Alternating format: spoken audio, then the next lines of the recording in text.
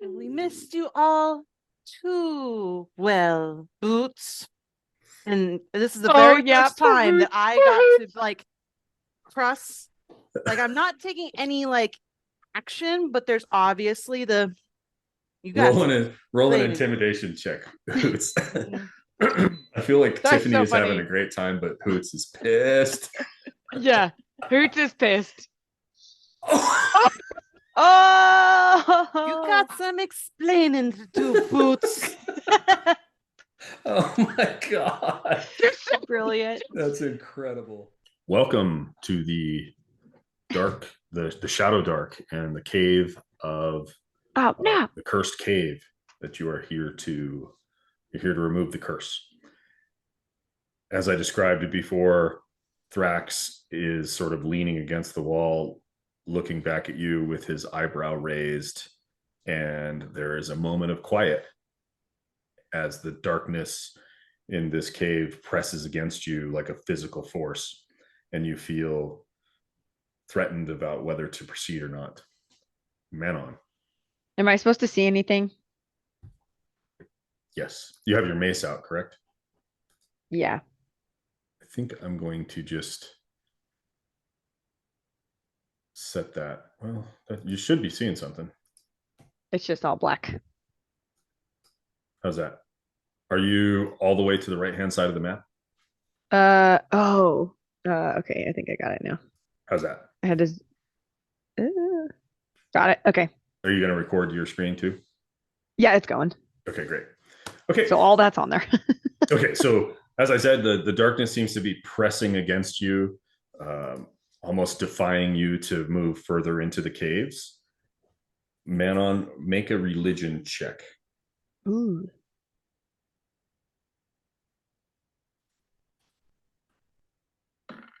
Okay.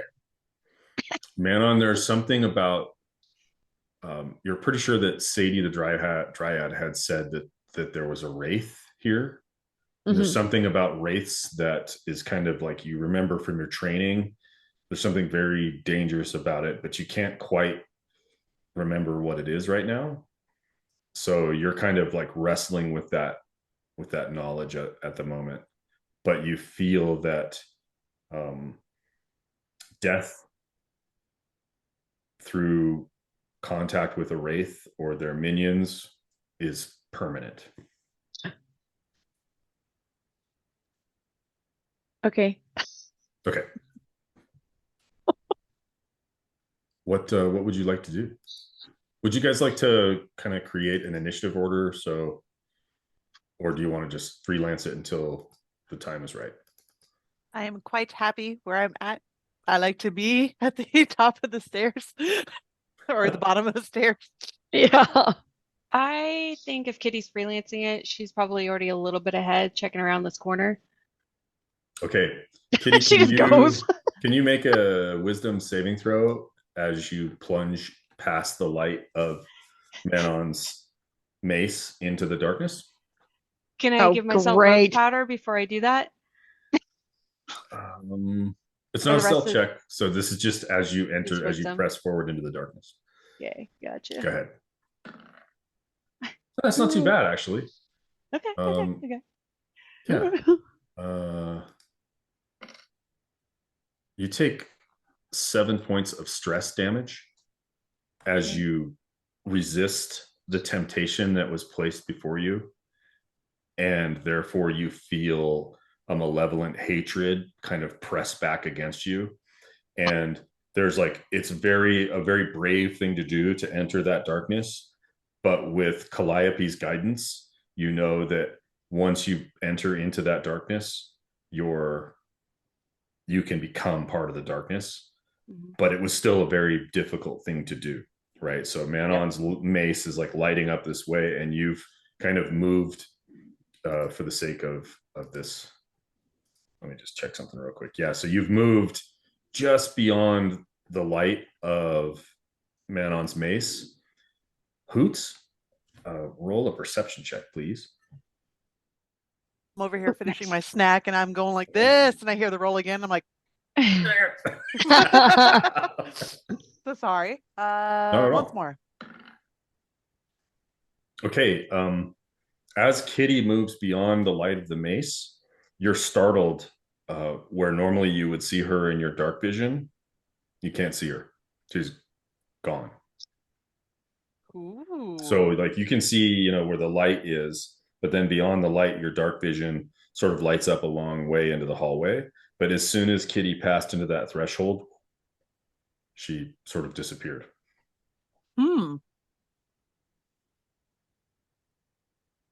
Curious.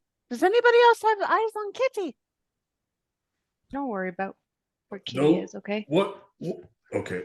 Thrax does not see Kitty, and so he is going to move forward at half speed, and then still can't see her. But hang on, let me get Thrax going here. Come on, Ken, get your shit together. Okay. Let's have a disadvantage perception check from Thrax guy. Kitty, where'd you go? Kitty.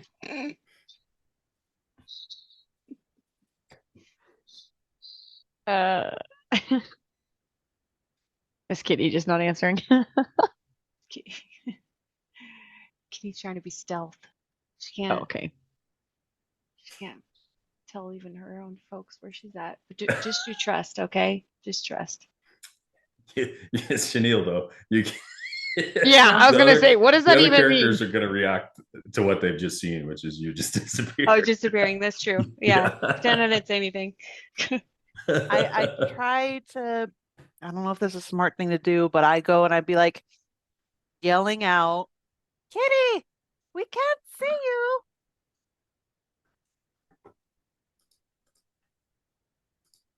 But can you hear us? Kitty, roll a insight check.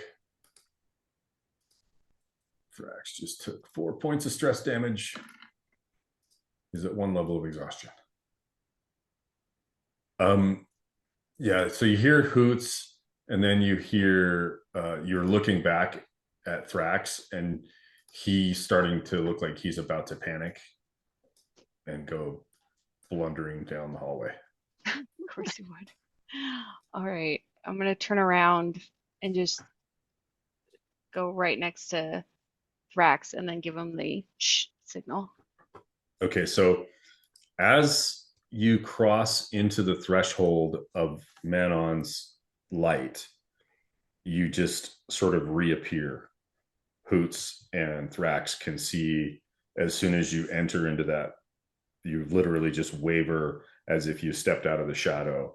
And Thrax is like looking over here, and then poof, you're right next to him, and he kind of like, whoo, and he like reaches out and gives you a hug. Where'd you go? We thought something happened to you. Ever curious. I'd never leave you guys. No. This is strange. Knowing that you've disappeared, even though that the torchlight, it should be illuminating down the hallway. I have excellent vision, but you had vanished as soon as you went across the threshold. I think something foul is at foot here. Here's the good news. Calliope actually gave me a gift of hers, and I can have even better advantage in the dark, especially for people that have dark vision. I pretty much show up as a shimmer, if you will, until they actually can notice me. So this is going to be really good against our enemies. Ooh, excellent. Very excellent. I had no idea. But I should have told you guys sooner, but I wanted to be all cool and stealthy. Like Batman. So we shouldn't panic if we can't see you then. No, do not panic. Then think of me as your conscience in your ear. how do we know you're safe? That's a very good question. I've never really had anybody look after me, so it's weird to think that people would care.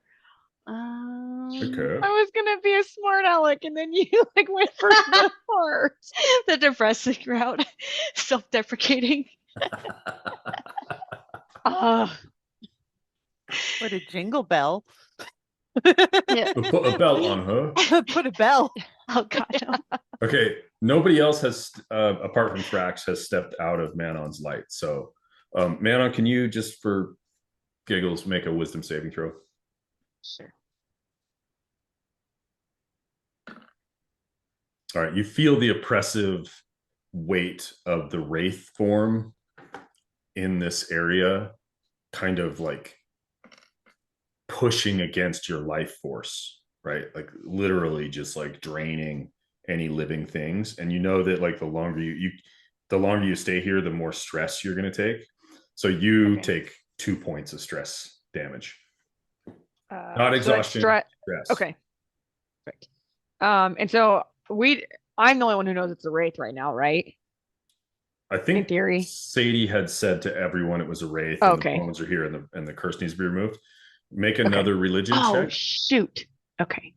And That Hoops, calls for also make a wisdom saving throw. gosh dang it. Yeah, you just feel that you don't want to be killed by the wraith. Hoots, just what you needed. Okay. So I'm gonna say Hoots, you take half damage. That's 6. That's 3 points of stress. Is there a cap to the stress level? As soon as it hits 12, does it go right back down to 1 and then goes up again? Or what we're gonna do? So what we're gonna do with that is you're at 12, so you just took 3 more, so you'd be at 15. Mhm. So you can go to 100, but you'd be dead. So basically, D&D 1 came out with a new set of rules for exhaustion. Yeah. And I've adopted those because they're way simpler. Mhm. Basically, you get to level 1 of exhaustion, -1 to every D20 roll, -2 at level 2, and so on. If you get to level 10, you die. Mhm. So this is the same thing. So we're just like, the stress is just a more, it just allows us to take damage without it being like a full point of exhaustion, right? So increments of 10. Yes. Increments, yeah, exactly. So basically, yeah, you should be at -1 to everything. Yeah, you're good to go. Okay. But yeah, the old rules for exhaustion were just too hard to keep track of. This is super simple. So that's why we're doing it that way. I agree. Okay.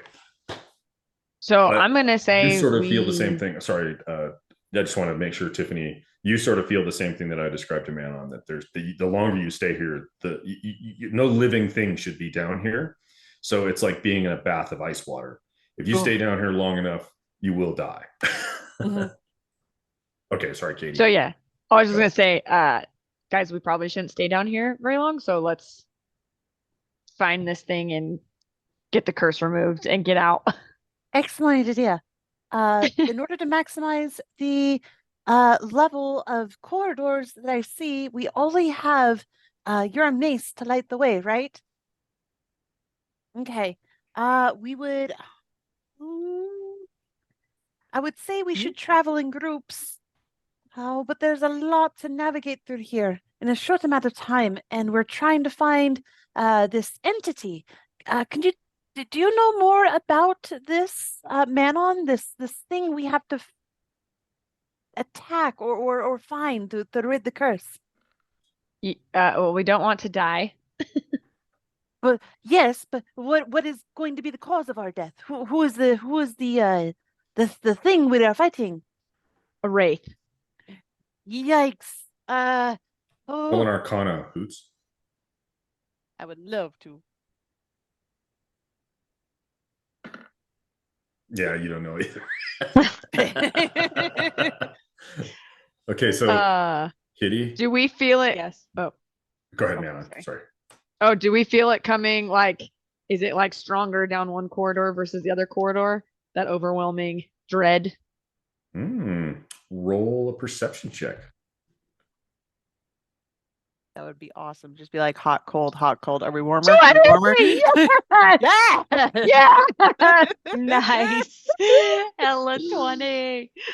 Okay, even though there's no specific thing that lets clerics do what you just said, we'll change your dice to a d6, your heroic dice. Yay. And yeah, so basically you kind of just pray to Bahamut a little bit. You kind of touch your holy symbol, and you definitely feel more evil emanating to the east. The north, you hear like dripping water. Okay. And it's hard to say, but it's evil everywhere, but definitely from the east, it feels worse.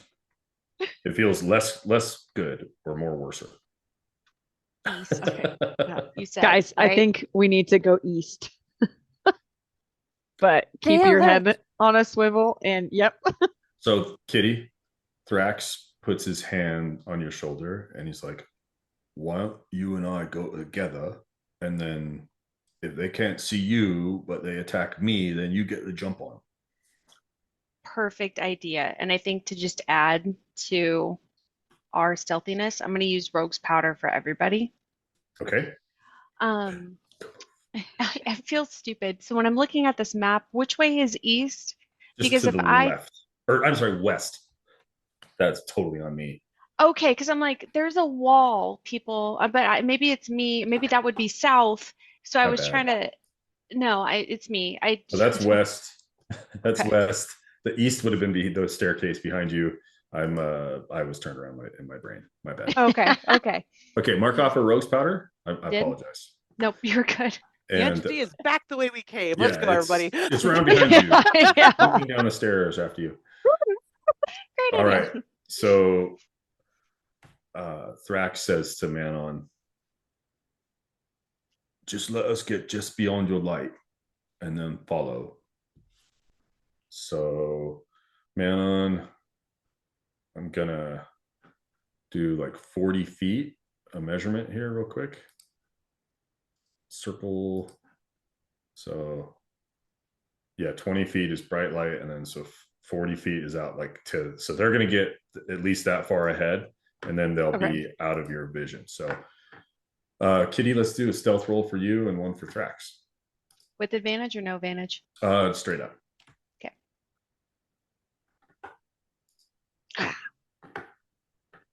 My 14 still good, thank goodness. My stealth is already high, but wait, do I get a plus 10 on that? So is that 24 then? Yes. Cool. And my Wi-Fi is going slow, so give me a second here. Imanan, did you get your dice upgrade? Sorry, I missed it. Yeah. Perfect. Okay, good. All My right. heroic dice. Well, kids, I apologize. It looks like my roll 20 is locked up. Did anybody see a roll from Thrax? No. No. Okay, so I don't know what he rolled, but you said you rolled a 24 altogether? Yes. Okay, so that's what you see where you're at, Kitty. Mhm. What do you make of it? Wait, is it the big giant circle? Nope, actually, Probably not. so you guys aren't seeing yourselves move on on your map. Nope. No, No, I'm we back see still radius. I'm still Yeah. back near Manon and Hoots. Yeah, roll With 20 is Thrax. just completely locked up on me Should I here, so I'm restarting. It's just Should I on my reload end, my so page? not Okay. not you guys. It's just me. No So worries. I don't know what's going on here. Let's do this. Well, we can't exactly do that. I have so I honestly don't know if it's roll 20 or if it's my internet. No, the internet's zippy fast.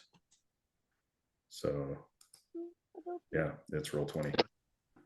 Come on. Come on. No, Okay. right. You take your time. I'm back in. Okay. Go back here to where you guys are. Okay, so what about this? Did you see Thrax move? I saw that. Yes. Okay. Oh. So let me do. Oh. You got Okay, it, Tank. sorry about that. I think we're good now. Yeah, we are.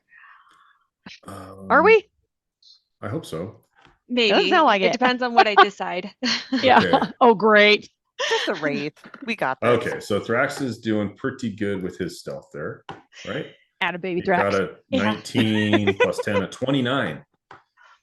Okay, so you guys kind of come to this corner of the broken, and again, Manon, you're used to when people leave the radius of your light, then you can't see them anymore. So it's nothing new to you.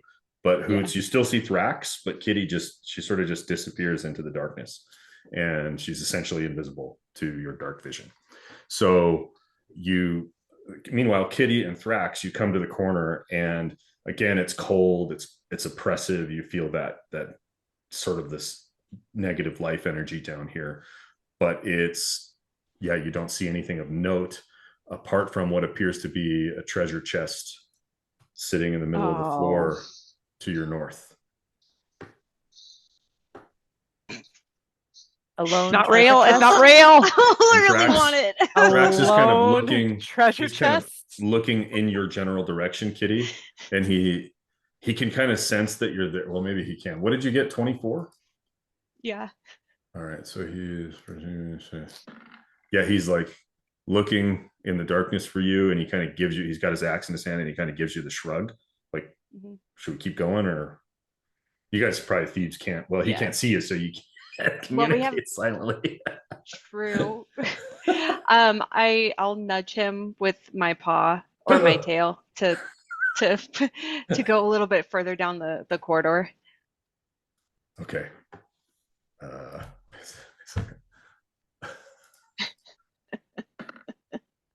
Okay, he's okay. He didn't know it was your tail. Okay. He may have a weakness. So he works his way around the rubble, and after a couple of moves, ends up right about here. And again, you can see sort of this decrepit dungeon. There's just rubble. The floor looks a little dodgy in a few places, and there's a statue right here, sort of hovering over this chest that it just sort of seems out of place. Manon and Hoots, what are you guys doing? We're moving forward. So as your light kind of catches up to them, you can still see Thrax a little bit. You see Kitty, but they're evidently just looking around at this corner. Kitty, what would you and Thrax do? Let's go examine. I kind of want to examine the hole in the ground because the treasure chest isn't going anywhere anytime soon. So let's take a look at this hole that's in the ground. Okay. Go ahead and move yourself where you want to be. Why do I feel like the wraith is the treasure chest and we just split ourselves up and it's going to pop out and attack us? All right. So Manon and Kit and Hoots move up to here because I'm kind of picturing you guys are moving all at the same time, right? So you guys move yourselves up to like here. Kitty, as you approach the floor, looking kind of at the hole in the floor, go ahead and make a perception check. 2 roll initiative. Yeah, right. Okay. Oh no. So let's have Thrax do nice, Thrax. So Thrax sees you start to walk across, and then he shouts a warning. He has. I'm just trying to. Oh, here it is. Let me put this in the thing. At second level, you gain an uncanny sense of when things nearby aren't as they should be, giving you an edge when you dodge away from danger. You have advantage on dexterity saving throws against effects that you can see, such as traps and spells. Can't be blinded, deafened, or incapacitated. So he could see the floor wasn't right. You actually started to step across the floor, and then it just caves in. A pit trap. So make a dexterity saving throw. You're stupid. Here goes Thrax. With his advantage, though, he shouts a warning to Kitty, and then he reaches out to try to grab you, but you've leapt across to here, and a couple of things happen all at once at this stage. So that's the whole floor expands much larger, and a whole bunch of stones and rocks start to fall, and Thrax goes with it. falling into the pit. Thrax is going to take 5d6 bludgeoning damage. Oh, that's not too bad. As he falls down a 30-foot spiked pit. And you hear him crunch, scream at the same time. And at that stage, you hear the sound of like, right? And a number of specters appear out of the darkness. And now we get to roll initiative, which Katie just loves. Katie just loves it. I'm going to do like a group initiative thing here. And then you guys can re-roll for yourselves. Okay? Okay. Good job, Mana. Ooh. Thrax twice. Oh. Okay, is that everybody? It's unfortunate I did not be able to cast Featherfall. Yeah, in a surprise round, you can't use reactions. So No. okay. So basically what happens is Spectre the first, so this one kind of appears incorporeal through the wall.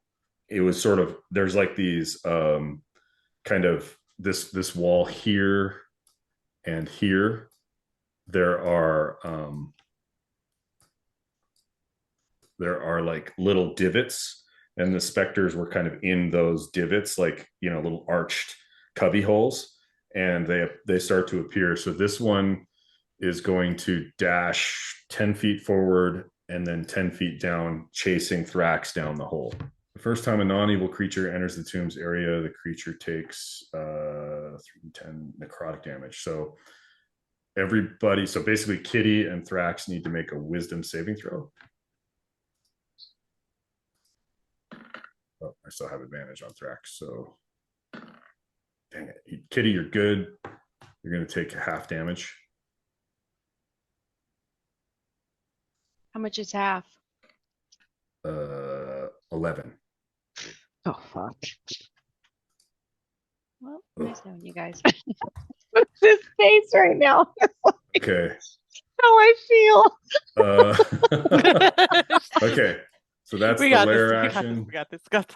And then that was the thing you were trying to remember, Manon, was that their lairs are usually very dangerous because the lair gives them strength. All right, Manon, it's your turn. Well, I can kind of barely see what's going on. So I'm gonna go to like here. And so, sorry, the three that are around Thrax are down in a hole, correct? Yeah, so Thrax went down the hole, and I feel like, let's see, you were there, so you still have 10 feet of movement left. I feel like you would have seen like Thrax fall and hear the crash, and then sort of these glowing specters, and you would know what a specter is because of your clerical training. They're chasing him down the hole where he's trapped. Okay. Are they dexteric? They are undead, and they are incorporeal and floating. So a sacred flame would work on them. Yes. Okay. I would like to do sacred flame. Does that get one or more, or? It can only do one, I think. Yeah, it's one. Okay. So these three around Thrax are down the hole, so you can't target them. Okay. Yeah, can I just target this one right here? This one? Yeah. Okay. And does he have to make a saving throw? Yeah, dexterity saving throw. Okay, so just 1 second.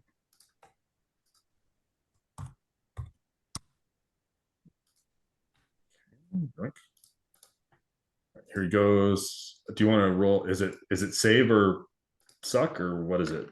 Yeah, save or suck. What does he need? 16? 16. Okay, go ahead and roll some damage. So 2d8. Nice. Okay, nice. He takes 13 points of damage. Okay. Good job. Cool. At which point, this one, again, flies down the hole after Thrax. Okay. Thrax hits the bottom of the ground. Oh, did you have anything else you wanted to do? No. Okay. Thrax hits the ground, uses his bonus action to go into a rage, and sees a specter in front of him and swings his axe at it. Hit it. Doing... It's a magical axe, so it does... Holy crap. Wow. Okay. That was good, right? The whole three You of them. hear and the tormented shriek of an undead creature as Thrax slices it in two with his axe. Hoots, do you remember what you rolled for initiative? Because I got you on here twice. It looks like I did low for 11. I'm looking back up at the roll, and yeah, I got 11. Doesn't change anything. You're still in right after Thrax. So that was Thrax's turn. He's trapped down a pit. There's nothing else he can do. Okay. Hoots. I want to see as well. I will flitter flap. Whoa, that's a mess over there. So again, the ones in the circle are down 30 feet in a pit with Thrax. In fact, you can't see them. Just to ask, is this basically a wall I'm seeing right here? Correct. Yeah, it's like a structure part of the whole thing. So I wouldn't be able to Kitty, did you even make it into the initiative order? I don't see you anywhere. I did. I mean, I'm right after the second specter. There you are. Okay, yeah. Sorry. I just rolled really low. I couldn't believe it. Okay, sorry, Hoots. I interrupted you. My bad. Oh no, you're good. I just wanted to make sure that before I moved, I was going to do 30 feet of movement, Okay. and I'm going to see where that would leave me. I think I don't want to get close to that. Oh, good Lord. I would like to move. It's really tight space. Let's move to the end of that arrow right there. I'm just gonna go. Let me ping it for you. Yes, please. Thank you. And poof. Okay. Poof. A little bit away from that guy. So make a wisdom saving throw. Suddenly I forgot how to do wisdom saving throws. There it is. Oh, Ooh. come on. That's bad. All right, you take 17 points of necrotic damage as you enter the line of sight of the wraith, and the lair oppresses you. The sorcerer just doesn't get out of this unharmed either. Okay, but you do see what appears to be the wraith at the end of the hallway looking at Kitty as the specters are flying down in the pit after Thrax. Okay, your turn. Okay. Sorry, that was just your movement. Can't math all of a sudden. So that minus that, looking at the wraith. Oh God, by the way, 18. You guys, if you click on your token, you see how you get the 3 little bubbles at the top? Yeah. If you just click on the green bubble, and so you type it so that you get a cursor in there, hit the minus key, and then however much damage you took, and then hit enter, it'll do the math for you. That's nice. cool. Okay, I've been making these adjustments on the character sheet. I know. Ooh. Okay, sick. That changes up the game. Okay. Not just by moving that much damage. Ouchies. You get the sense it's a one-time thing. Yeah. Yes. Sorcerers can't do this. Sorcerers is not good. No, I'm going to be leaving right after this. I am going to. Ooh. I am curious. I would want to try this guy. I would say that you would understand that it says choose any creature, object, or magical effect, but that's to dispel any spell of 3rd level or lower. So the creature itself is an undead of the shadowfell, but no spell is affecting it. So you don't think that would be effective. That makes sense. I will say though, roll an Arcana. Roll another one? Okay. Yeah, just another Arcana. Since this is where Hoots' head is at. Okay. You do feel that there's a spell on this area, but you haven't pinpointed the origin of it. Okay. Although wait a sec. Is there anything you see that looks like that would draw your attention on the map? I do see the icon of the wraith in blue. I see all the specters. I see the chest. What's that skeleton thing? Yeah, I see a skeleton. This thing here. Yeah, that thing. As that's drawn, as your eyes are drawn to it, you do recognize that that seems to be the source of what just hammered you, that necrotic damage. So that's essentially the lair power. You can try to dispel that. I would like to do that if that's okay. Yep. All right. So this is going to be a 4th level or higher on the target. Make an ability check using your spell casting ability. The DC equals 10 plus the spell's level. Okay. It is a 3rd level. So, well, it's the spell that you're trying to dispel. So the lair action is essentially a 5th level spell. So you need a 15. That's unmodified. So you get to roll an ability check using your spell casting ability. So you're going to roll a charisma check, basically. Charisma. Okay. With your +1 for your helmet, and what's your +1 for your, or plus for your charisma modifier? Charisma modifier is 4. So basically you need to roll 10. So come on, D8. Or 50-50. Nope. D20, here we go. Come on. Bam! Okay. Nice. As the necrotic energy of the lair lands on you, you turn back to and you see that statue of that skeleton, and you recognize that appears to be like a real skeleton in kind of in a stone adorned sculpture kind of thing. Its eyes just fizzling, the red of the necrotic energy as it hit you just kind of fizzling out. You turn, bam, you cast dispel magic at it, and you feel the energy just drain out of it, and there will be no more trouble from that stone. Well done, Hoots.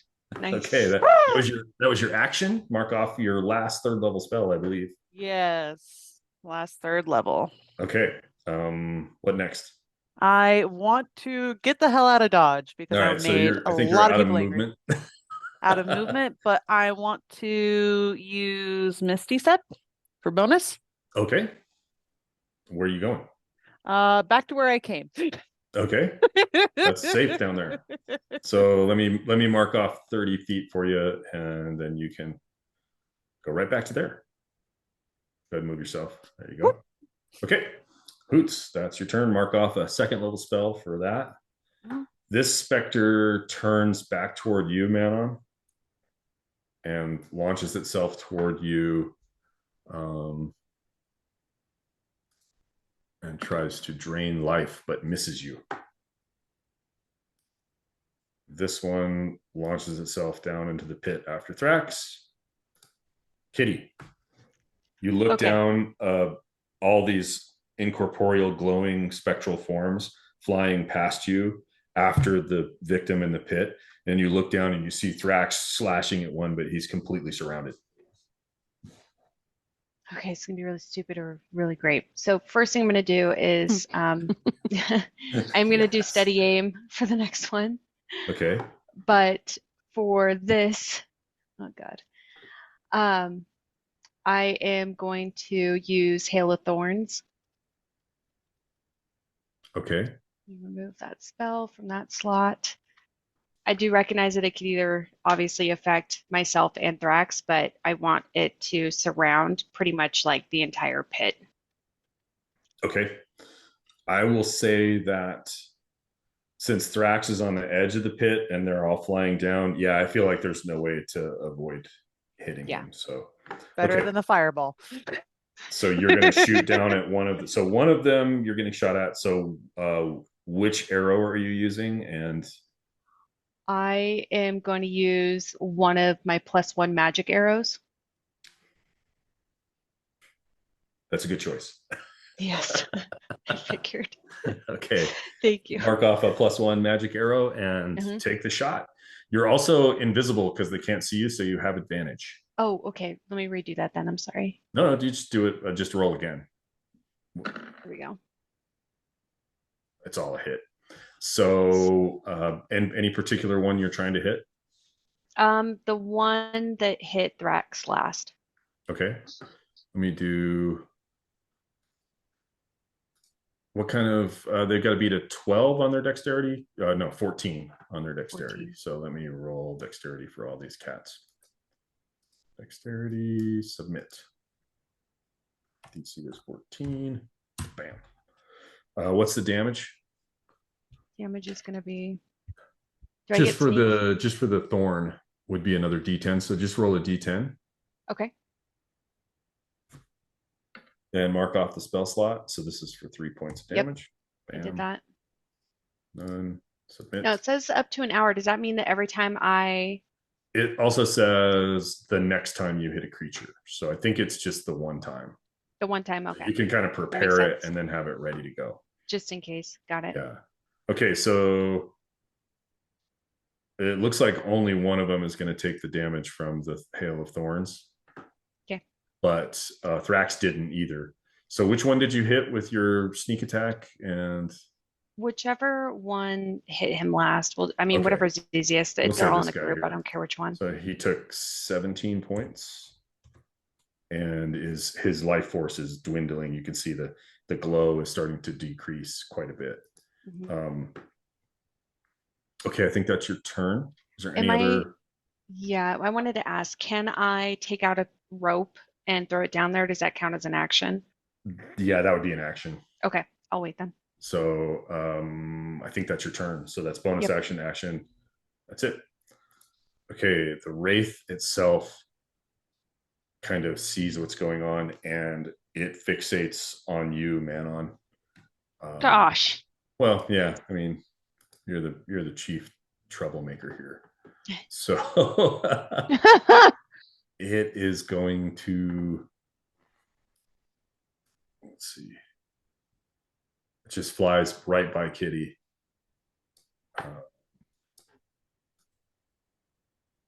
All the way to you. It just almost like as if it just changed, like just flew right past Kitty, and it just sort of materializes right in front of you, Manon, and attacks you. And misses quite badly. Kind of embarrassing, actually. Okay. Okay, Manon. Did you? Okay, you already went, didn't you? Yeah. This was from last time. Sorry. Oh. Okay. So this specter sort of has the idea that there's something there, Kitty. So he's going to try to attack you, but he's attacking with disadvantage. Okay. So it is a 22 or 15. What's your armor class? 16. Yep. You just duck underneath his outstretched life drain. Literally, all they do is touch you and just draw the life force out of your body. Okay. It's totally wrong for that. Okay. 2 specters down in the hole surrounding Thrax. We're going to try to attack him. Life drain. Thrax has a 15 armor class. Okay. The next one. Oof.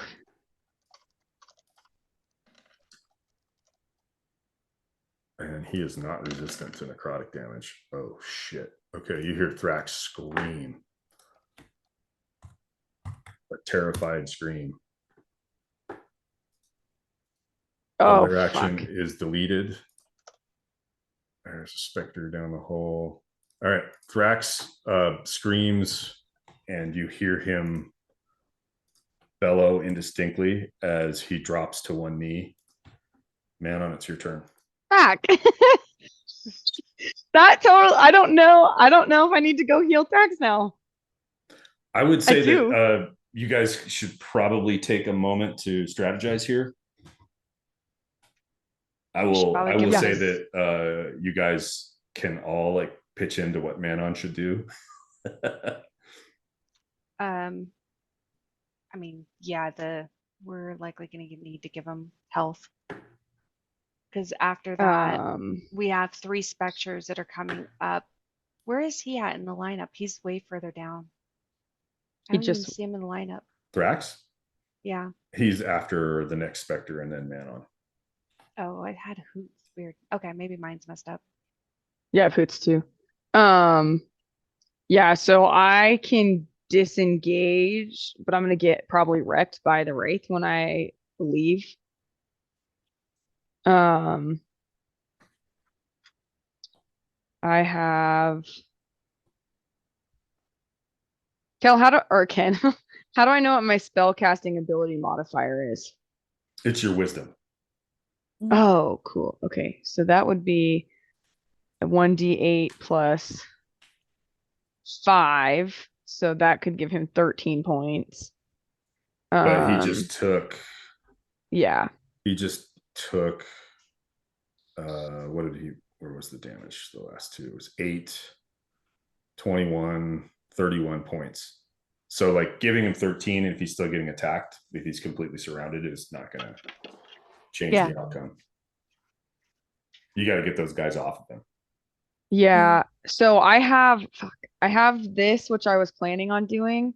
So I could well, I wouldn't be able to disengage. I'd have to get lit up on my way there, but I could cast this one, which I could go stand over by the hole, and then each of them would take basically 3d8 of damage. I don't think But the hole's 30 feet deep. Yep. Oh, it is. Do you still have turn undead? Sure do. Because it sounds like a oh no moment. It would I'm throwing that in the theoretically chat. reset the us attacking basically again, but this would help like draw away, so wherever Manon is, if this applies, they can't go anywhere near Manon. So if you're close to the hole and you cast this, then Yep. you theoretically can buy time for us to assess. And they could Correct. potentially die. Okay, so I'm gonna move over to the hole. Ken. Which means they're gonna get opportunity attacks, right? Correct. And then so we'll do that, and then I'm gonna cast Turn Undead. Okay. So go ahead and move yourself to the edge of the pit, and then the wraith and the other guy too. Okay. So basically you're going to get 2 opportunity attacks. That's a miss. For the wraith, it is a hit. Sorry. Oh, crack. Okay. You take 24 points of necrotic damage. You need a Constitution saving throw. No problem. Good. Okay. So take 22? Yeah, 24. As the wraith goes by you, it just sort of, or you try to run by it, it just sort of drags its arms through your body, and you feel the essence of your life force just drain out of you. Manon, at this point, I will point out, actually, would that have mattered? What did it hit you with? A 21. What's your armor class? 17? 17. Okay. Will you put you have a thing, you have something you can use. You just haven't used it yet, and I'm not sure you're quite getting how reactions work. So I just want to make sure. Is that the shield master thing? The not shield master. You can use your reaction. Oh. You or someone else is hit. Yeah. So you need to roll a 4 on a d4, but go ahead and put that in the chat. Is that the Gift of Metallic Dragon? Yep. Okay. Okay, you materialize or you manifest protective wings that can shield you and others from attacks. When you or another creature you can see within 5 feet of you is hit by an attack roll, you can use your reaction to manifest spectral wings from your back for a moment. You can improve your armor class by 1d4 plus 1. So if you roll a 4 plus 1, that's 5. That makes your 17 a 22, which is 1 more than it rolled. So that's what you need. It's possible. Okay. You could. I also have something too, if I can also do that. But we'll do the roll. Do let Manon do her thing first. Mm-hmm. Oh, damn it. Okay, so Kitty, you're looking across, you're being attacked by one side. You see Thrax is in deep trouble down in the hole. But Manon, spectral wings form out of her back for a second as the wraith drags its claws through her and she screams in pain. Go ahead and use your reaction, Hoots. Mark off a first level spell, Hoots, making the wraith re-roll and turning its hit into a miss, because with a +2 to her armor class at 19, the 17 becomes a miss. You're welcome. You get your 24 hit points back, man. Yay! Oh, thank God. I needed that so bad. Okay.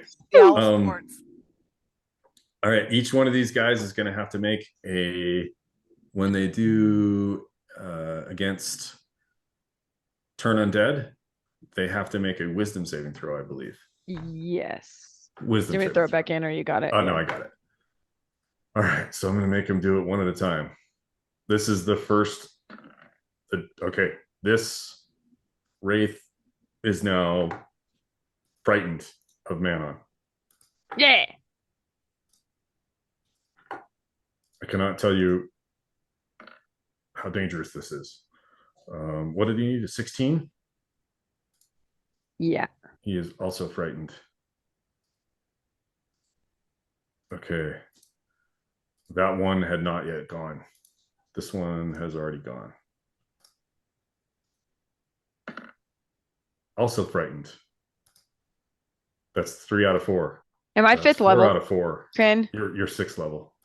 Okay, because it says it's starting at 5th level. If it fails, it's immediately destroyed. If it's under a certain challenge rating.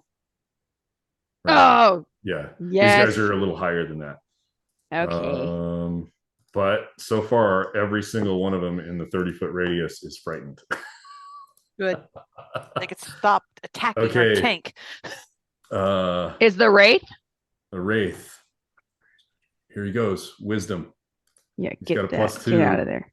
He is also frightened. Okay. So what they have to do. Good job, Hoots. No, yeah, good job, Manon. Yeah, Manon, you're the cleric. You just took every single one of them off the play field here. A turn creature must spend its turn trying to move as far away from you as it can. It can't willingly move near you. It can't take any reactions for its action. It can only use the dash action or try to escape. A creature can only use the dodge action. Starting with okay. So basically, they're frightened until they take damage. So keep that in mind. And on their turn, they're going to try to dash away. Okay, so this guy is going to use his 30 feet of movement. I just have to make sure I know what their movement speed is. They hover 50 feet. So this guy flies up to the edge of the pit. So that takes 30 feet of his movement. He still has 20 feet left. And he goes this way. Kitty, you can use your reaction to attack him if you want. But if you hit him, he'll no longer be frightened. Yeah. I'm going to let him pass. I'm too focused on what's going on with Thrax anyway. Okay. Thrax is in deep trouble, and the only thing he knows to do when he's in deep trouble is swing his axe. Nice. But he needed to do that. Okay. Will someone please roll a crit for Thrax? Let's see. I think Tiffany did it last time. Yeah. Manon, you're the hero right here. So can you do the crit, please? Gain 1 heroic D10, gain 2d4 temporary hit points. Yes. Someone please roll 2d4. 2d4. Yes. Or Hoots. I can do that. 2d4. Yeah, 2d4. Oh, he needed that. I mean, go ahead, Hoots. Oh. You roll. Can we get another 2d4? He's in Can I use shape. my lucky on this?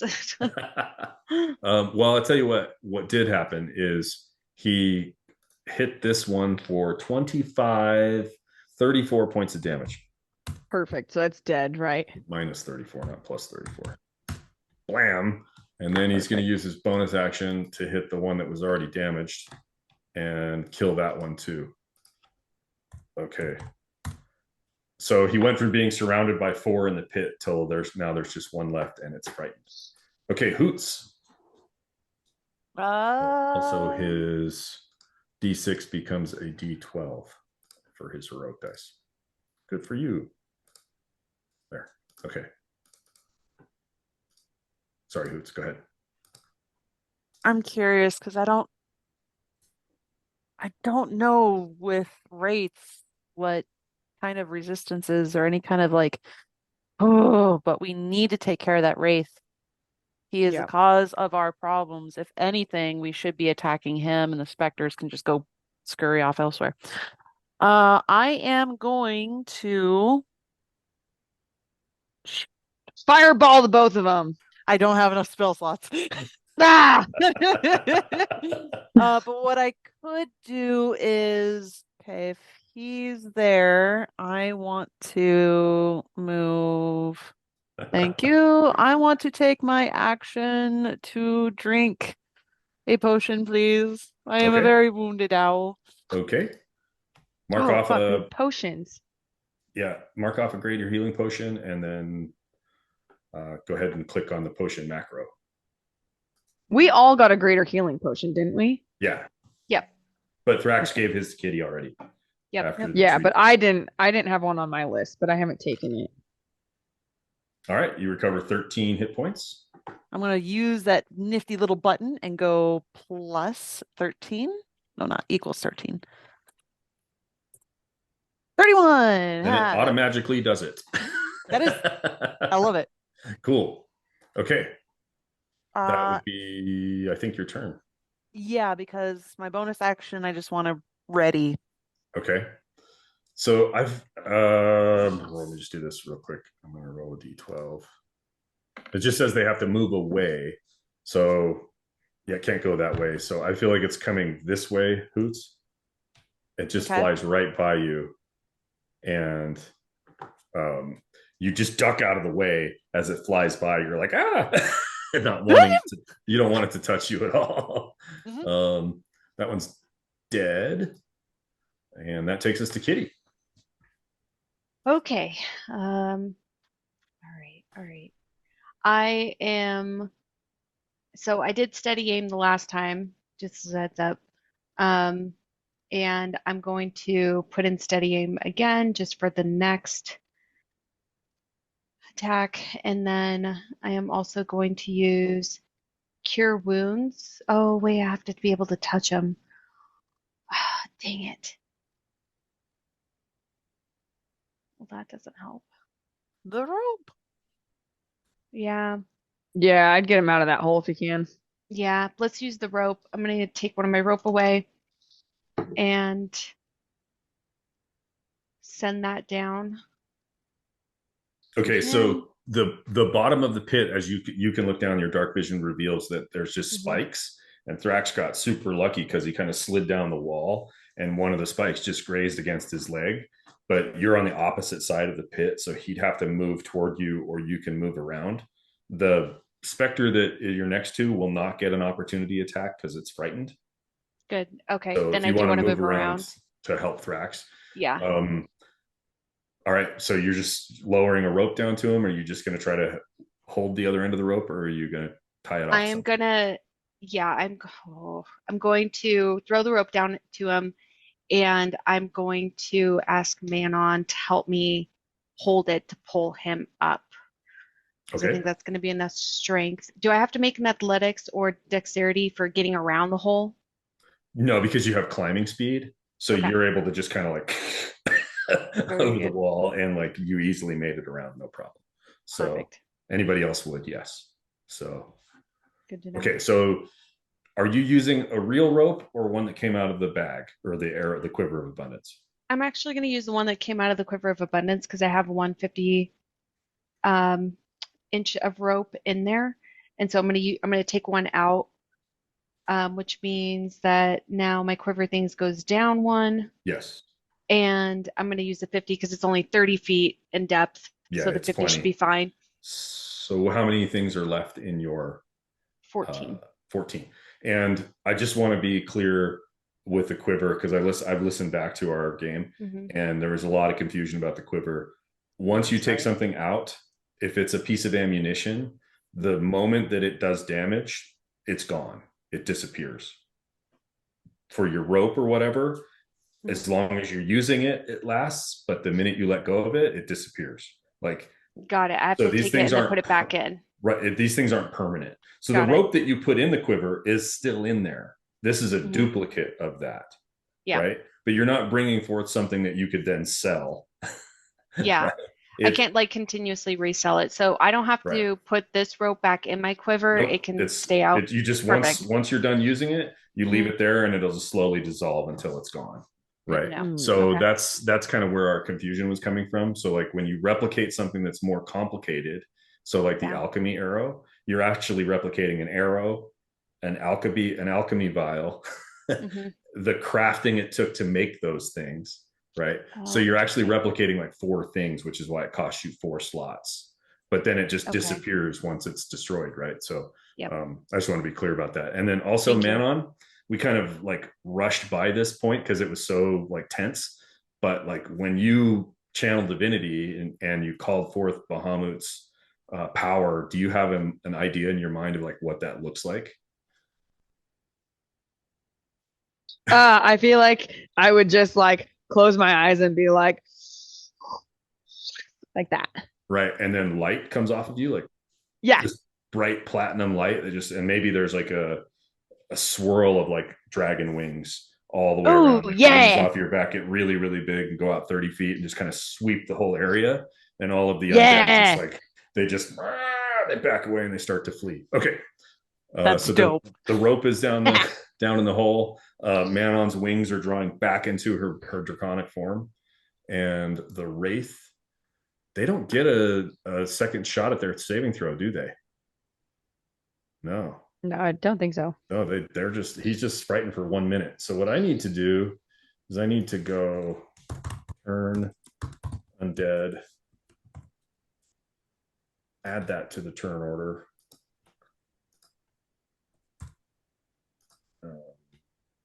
Okay. Bam. Okay. So he's going to go up to the ceiling. So like 10 feet up and then he's going to fly 10 feet up. And then he dashes back to his corner where he begins to just like writhe back and forth. That's his turn. This specter flees to this corner over here and is just in that space. And that's the end of that round. Okay, let me descending. And this specter moves up out of the hole 30 feet. Okay, there's his 30 feet, and he follows his buddy over here. Okay. And that specter's dead. That specter's dead. Okay, Manon. The wraith is at the end of the hallway. Can you see him? No. Okay, so he's moved out of your vision. You can see Thrax at the bottom of the hole. If you and Kitty both spend your action this turn helping Thrax up, no rolls required. So should we go out and try to like rest and come back, guys? Or we've already taken a day 1 and that'll eat into us doing boots. So this is all or nothing. We gotta. I say we go for it. How do we get them back? Now we have to chase them. Well, the wraith is our primary target. The wraith is what's causing the shadowfell. If we can just annihilate him, that's golden. The specters are just the annoying little gnats that'll come in and perfect. And they'll keep moving away as long as we don't do damage on them. So if we all go after the wraith, so let's get Thrax out of the. All right. So we in agreement that you're all going to use your action to help Thrax up and out? Yep. Yeah. Can I use my interaction to give him my greater healing potion? Or is that an action? That's an action to give it to someone else. You guys are spending your whole turn getting him out of the hole. Okay. So this guy is fleeing upstairs. Hoots, what are you doing while those guys are dragging Thrax out of the pit? Oh God. What is a supporting spell? I am going to open the chest. Open the chest. No. What could go wrong? It could be something good. Everything. It could be something good. What could go right? I mean, it's got a spotlight on it. It could be like a healing potion thing. It's like, That is a mimic when I see one. as a mimic when I see one. It's underneath an ominous statue. It's just pristine, sitting there all by himself. It's too much for a little owl to process. This is bad. Oh, I'm gonna use Mage Hand, and I'm gonna have the Mage Hand open up the chest. Oh, you are! Yes, do it. I'm glad you did. Okay. And Are now we the fucked? spectacle- If it No. comes after you guys, No, For as everybody. as the mage hand goes down to the chest, it reaches to the handle and flips the lid open, and it appears to be a normal chest. It does not attack the mage hand.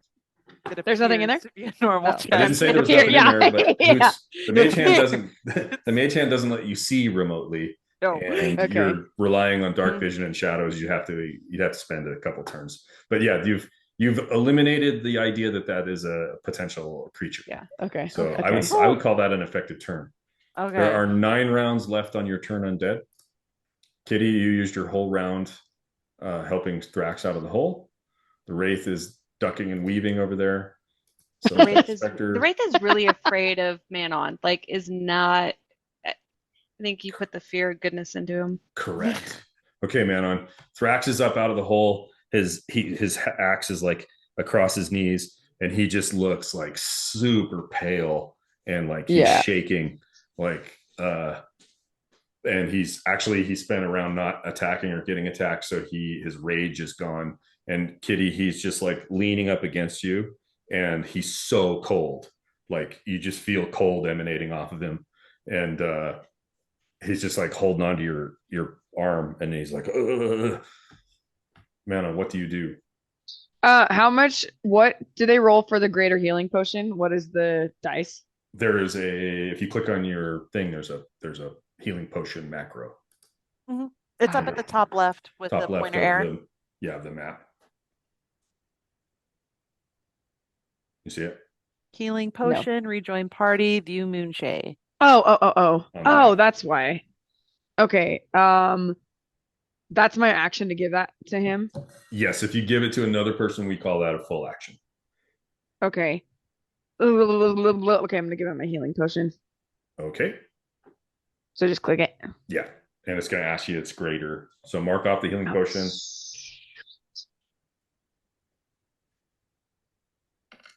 Please be high. Oh, that's not bad. Oh, good. Okay.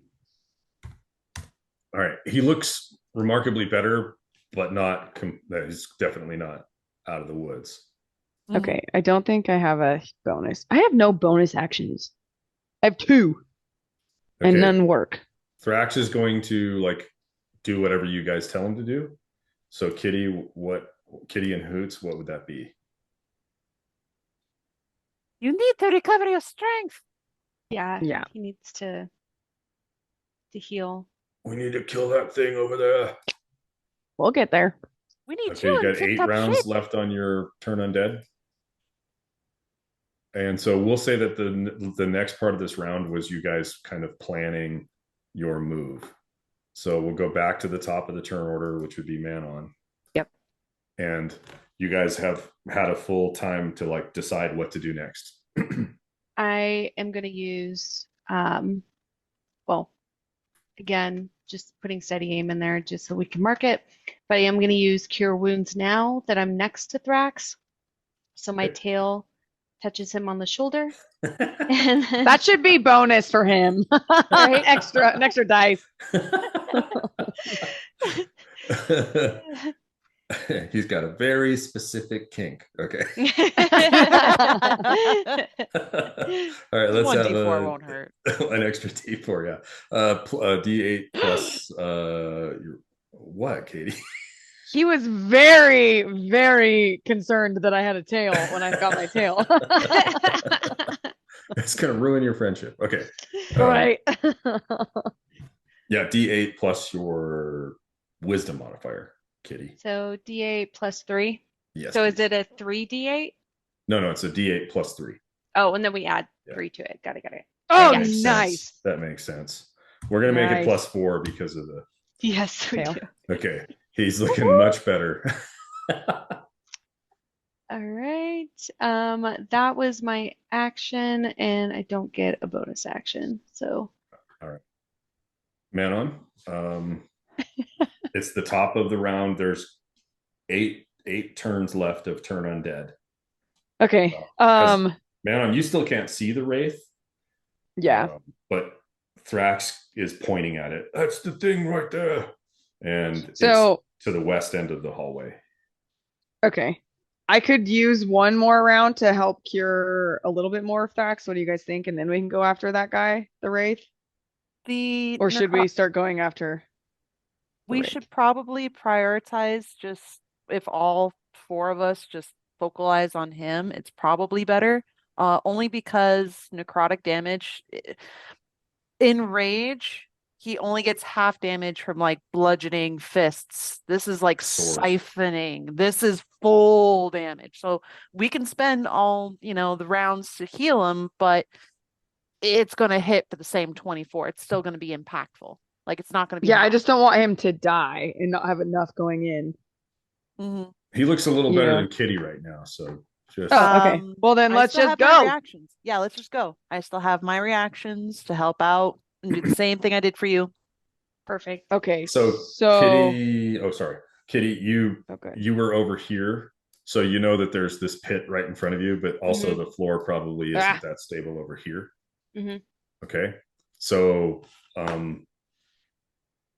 what are you guys going to do? Starting with Manon. I think I'm going to cast the Spirit Guardians. Okay. That I just put in the chat. Oh, okay. And they're going to be angelic because I'm an angel. And then I'm going to just start moving forward. Okay, 1 second. Let me grab. Oh no! Wait a minute. She's going to keep moving away from me. So should you guys be ahead of me? Because if I move forward, he's going to move, and then we're going to have to be chasing him all over the place. It's kind of a dead end over there. Oh, perfect. Okay, you can't go through the wall or go anywhere else. Okay, good. Okay, so I'm just going to move like here with that. Okay. Is that good? Yeah. I think that's it. Real quick. Yeah, that's 30 feet. Yoink. All right. Ooh, what is that? That's my Spirit Guardians. Oh, that's cool. That's dope. My instant concern was, what is this? Oh yeah, no. There. Okay, so you're gonna walk around the hole. All right. Yeah. Make a dexterity, just an athletics or acrobatics check. Okay. I feel like I'm pretty athletic. Sure am. You do have a heroic die. Yeah. You need a 10. Let's heroic die that. Alrighty. Let's take that. So I roll a 6. I have a 6, roll a right? D6, please. Gosh, at least a 2. Okay. All right. So you manage to the ground kind of slips away, crunch, and more rocks fall down into the pit, but you manage to work your way around using all of your movement to get to there. Yeah. As you come around the corner, you can see the wraith and you see the 2 specters. They're literally just at the wall and they're just trying to stay away from you, but they kind of go into the wall and come back out. You remember from your training that they can't stay in a solid circle. They have to come out. They can't end their turn in there. The wraith is doing the same thing, but they're just trying to stay away from you. Rax. I'm gonna say, everybody come on. Is going to do the same thing you did. He needs to make a athletics check. Please don't fall down the hole again. Come on, buddy. Please don't fall in the hole. Come on, buddy. Come on, buddy. Yeah! Nice. He's good. Okay. Kitty, you don't need to make a check because you have climbing speed. And obviously neither does Hoots. Yeah, Hoots. So Kitty, where do you want to end up? I kind of want to stay where I'm at, actually, unless there's a benefit to me being closer to them, because I can shoot from here. Okay. Sounds good. Can you just shoot into the chat real quick, please? Just fire a shot just so we can see the range. I think it's 60 feet. It's 80. 80. Okay, yeah, you're well within range. Hoots, where do you want to end up? I want to end up right near that chest to investigate. Okay, go ahead. Hey. If you get something out of there and I just use my heroic dice, Okay. You're on your own. There's a bunch of stuff in there, but it's going to take you a minute or two to figure out what it all is. Okay. Okay. So that's where you end up. There are now 7 rounds left of the turn undead. Manon, you're there. What does the Spirit Guardians do again? They give me throw in the chat again. Yeah, please. So I was hoping. I just want to make sure that if you get within 10 feet or 15 feet, are they going to start hurting? It's within 15 feet. They have to start doing saving throws, and then they start taking damage. Okay. But if they don't succeed, it's half as much damage. Okay. So I'm going to assume when you cast the spell, you can designate any number of creatures you can see to be unaffected by it. So that would be I meant all of us because I cast it when we were around there. Yeah. Okay. An affected creature speed is halved. That's really good. When the creature enters the area for the first time or starts its turn there, it must make a wisdom saving throw. On a failed save, it takes 3d8 radiant damage. Okay, perfect. Okay, so I'm gonna move within 15 feet of the wraith. Okay. And that's within 15 feet. Oops, my bad. I just moved the whole entire map. I just saw the entire world just. Yeah. I hope I didn't mess it up too bad. And then I don't think I can use my mace of disruption because I think I'm too far away. I doubt it's 15 feet. Oh, well, how far did you move though? Well, I guess I can move close enough to let's just smack it. Okay. Let's clunk it. Okay. Very valiant, very heroic, god-like dragon going bonk. Okay, so the first thing that happens is, well, you get a shot at it with your mace. Yeah. And that's 21 is a hit. So go ahead and roll damage. And it is obviously an undead creature, so it takes the extra radiant damage. So it takes 13 points. Ending the frightened effect on it, though.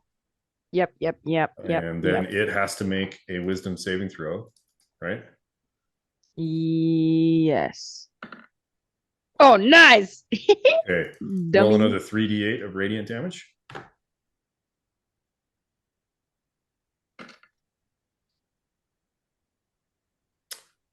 Eleven more. Nice. Okay. Not great. So the Spirit Guardians do 11 points of radiant damage to it, and the creature turns toward you. The effect of the turn undead spell, leaving as your turn ends, I believe.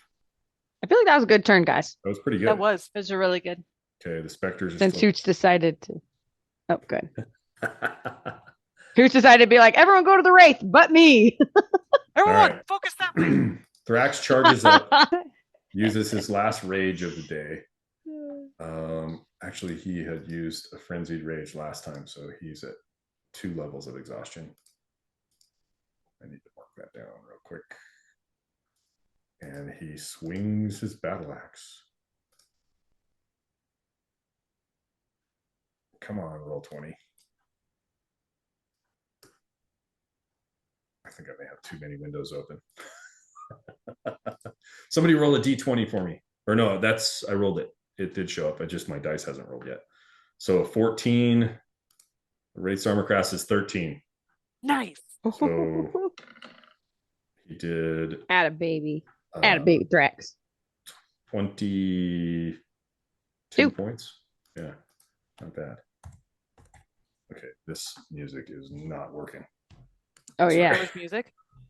Oh, you know what? Did I unshare it with you guys? Yeah, there's been 0 music. Oh, okay. Well, that's just as well because it was crap. Okay. That's Thrax's turn. Hoots, you're up. Hoots to me. You said it already took a minute to figure out what was in the chest? No, it's going to take more than like a combat turn to figure out what's in the chest.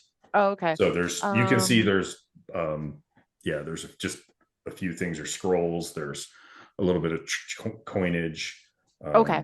just kind of treasure. Then I will go ahead and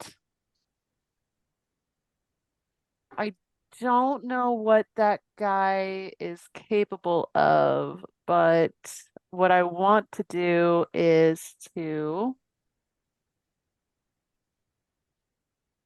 when they fall. Never mind, that's a reaction. I was like, I want to cast Feather Fall in case any, meet an unfortunate circumstance. But no, I think what I'll do is just cast a try my best at a Chaos Bolt.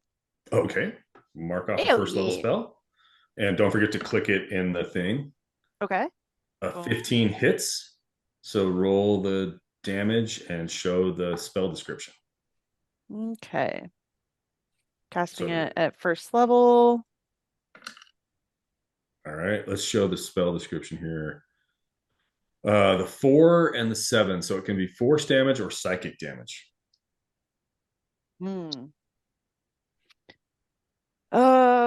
I feel that force would have a better impact. Yeah. If I'm not mistaken. I want him to be up against that wall. Like, don't you dare think about coming forward. All right, so bam! The Chaos Bolt rolls through the air, hits the wraith, knocks it against the wall, and you see it react in a as if it definitely took damage. So well done. Nice. And that takes us to Miss Kitty, I believe. All right, Kitty. 6 rounds left on the specters. Yep. Kitty used steady aim the last time, but just to make sure it's ready for the next go, I'm putting that in there. And I just need that specter. Okay, so what kind of arrow are we using? We're using a magic arrow, so I'm removing one of those. And does sneak attack count since my friends are near it? Correct. And you have advantage because you're steady aim. So yep, you got a couple of reasons you get sneak attack on this one. Heck yeah. And I think I'm ready to go. So let's go ahead and use that. 16 does hit. Yep. Okay, good. Nice. And you get a boxcars because you got 2 2s. Nice. Oh, yes. A crit. Okay, roll a crit hit on the table, please, if you remember where it is. Yes, I do. Gear? No. The one next Puzzle to piece. it. Puzzle piece. And roll. Did Ooh. do it? All right. I think you already have a D12. Yeah. Yes. Gain 3d4 temporary hit points until your next short or long rest. Enemy movement reduced by half. Wow. That's big. If it's already reduced by half, does that mean he's down to a quarter? That means I'm essentially saying he's locked down and can't move. Yeah. No movement speed. Yes. Stuck. So, because your spirit guardians already make it difficult terrain, so he was half. Yeah. So half again, you could say a quarter, but I'm going to say he's basically stuck for this turn. Even so that's better. big, Kitty. I'll tell you what. Let's roll. Go ahead and roll 1d8, Kitty. 1d8. Okay. Yeah, instead of 3d4 temporary hit points, because we haven't really covered temporary hit points yet. Let's just give you 8 hit points. You just heal as the healing potion kind of rejuvenates you even more. The wraith is being bruised and battered. It kind of fades into the wall for a second and realizes it can't flee back that way. The arrow has its body kind of pinned to the wall, and it just reaches out with its claws to rake down the front of your body, Manon. Okay. That is what it needs to hit. Yeah? Yeah. Okay. Yeah, I have 17. Okay. Make a DC 14 Constitution saving throw, please. Oh, DC 14. Okay. Can I do higher than 14? You need to roll 14 or higher. Constitution, right? Saving throw, yeah. You said? Yeah. I wish it was wisdom. Oh, no. You take 24 points of necrotic damage as its cold, deathly touch just drains the life force from your body. your maximum hit points are temporarily reduced by 24. You need to take a long rest before you can. So the most you can heal up to is 61 minus 24, whatever that is. Oh, okay. But it looks like Hooch threw something in the chat. Okay. I thought you might do that. So let's just see. Perfect. It's just within range. Okay. Don't think so. The wraith has to try again. Miss. Nice. Just you saw a potential future as its claws move toward you, and you felt like the life force drained from you. But then suddenly there was a silver flash of energy over your shoulder, and it kind of wipes across the wraith's eyes. And at the last second, it's just enough for it to rake down your shield instead of your shoulder. Oh, so you are uninjured. Nothing bad. That's nice of you. Yeah. Manon, it's your turn. I think I'm gonna clunk it again.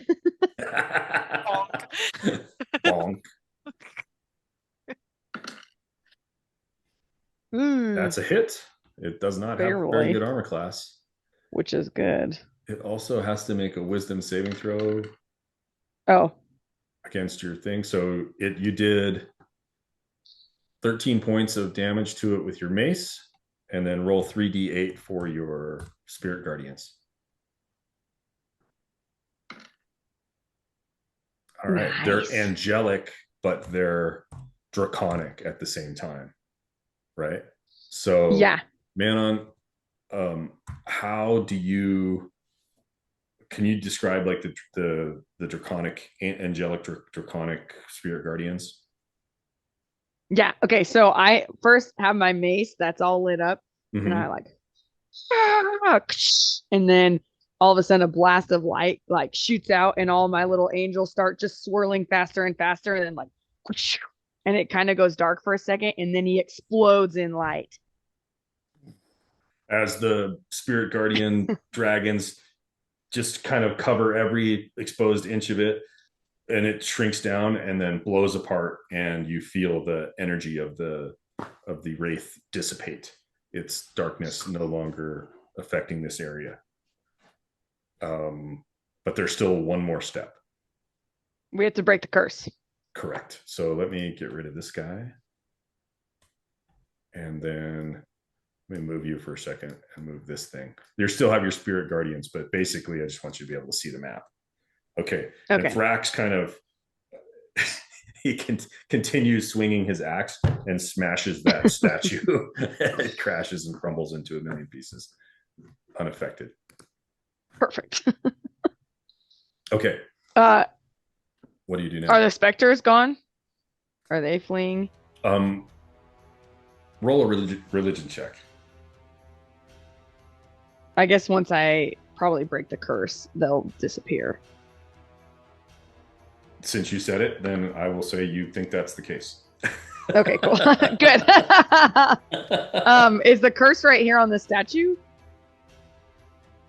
You don't. We don't know where the curse is at. Because Thrax just crushed it and it just turned to dust. I bet it's back at the statue that lit up. Okay. So can I go back to that statue? Yes. So if you're taking your time, you're just sort of moving sort of against the speed of your what's left of your turn undead. You want to get over there before that wears out, but you also take your time taking extra movement to move around the pit, and you make it back across. Kitty can like help you guys get back across. And you're now face to face with the statue. And it is a skeleton like carved into a statue, and it radiates evil. Okay, so let's break a curse. All right. Please mark off your remove curse prayer bead. Okay. And essentially, this one is not so powerful that you have to make a roll. Oh, good. Okay. I was like, what if I fail it? As the bead sort of removes, the energy passes forth with the wraith gone and the specters scattered. You start to immediately feel that sense of the shadowfell withdrawing sort of down through and the statue just crumbles to sand, basically. Skeleton's gone. And you guys are left in a dungeon with a chest. The specters, one by one, being drawn down that hole that you didn't fall down. This one back here, they're evidently returning back to the Shadowfell. Cool. You have completed the quest. Okay, so I want to step between Kitty and the chest here and be like, Hoots gets first dibs because he saved my ass twice. I was just gonna be like, way to go, man. No, why are you walking past me? Where's my high five? Oh, high five. Hey, that was tremendously brave. That was thrilling. Like the moment that the wraith almost hit you, I had to do something. I'm glad that you're okay. Is anybody else harmed? Is everybody else good? I think Drax is like, depends on your definition, don't it? But I'm sorry, pardon my enthusiasm. But what were you saying, Manon? Oh, Hoots, you get first dibs on that chest. Kitty, you can go second. Kitty looks over, rolls her eyes, and murmurs under her breath, I'm just going to steal it back tomorrow anyway. That's not the point. Let me take a look. I'm curious to see what kind of parchments these are. Okay, so Hoots, you kind of start moving through the chest, and the first thing you see are a bunch of javelins that look of exceedingly high quality. Love those. Yeah, Thrax uses javelins, so those turn out to be +2 javelins. Ooh, +2 javelins. Ooh. So presumably you give those to Thrax. There is a clearly magical ring.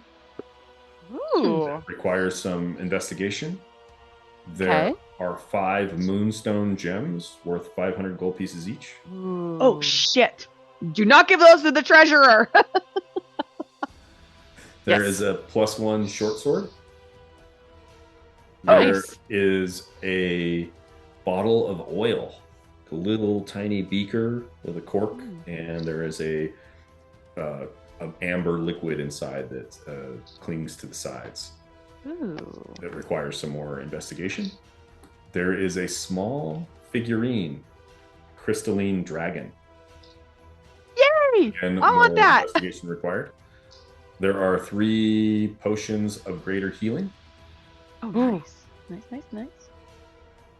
There are 3 spell scrolls. And I'm interested in those. I'm going to do this real quick. As I pass a greater healing potion to Kitty, Manon, and to Pocket myself. Thank you. Just put the spells in the chat. Nice. I love those scrolls. There is a potion of water breathing, a potion of superior healing, and 1 very familiar soft paw family dagger.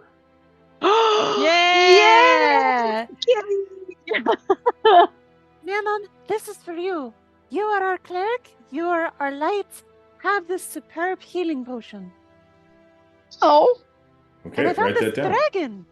I'll keep that safe for crystalline. whoever needs it. Oh, and the dragon thing. Okay.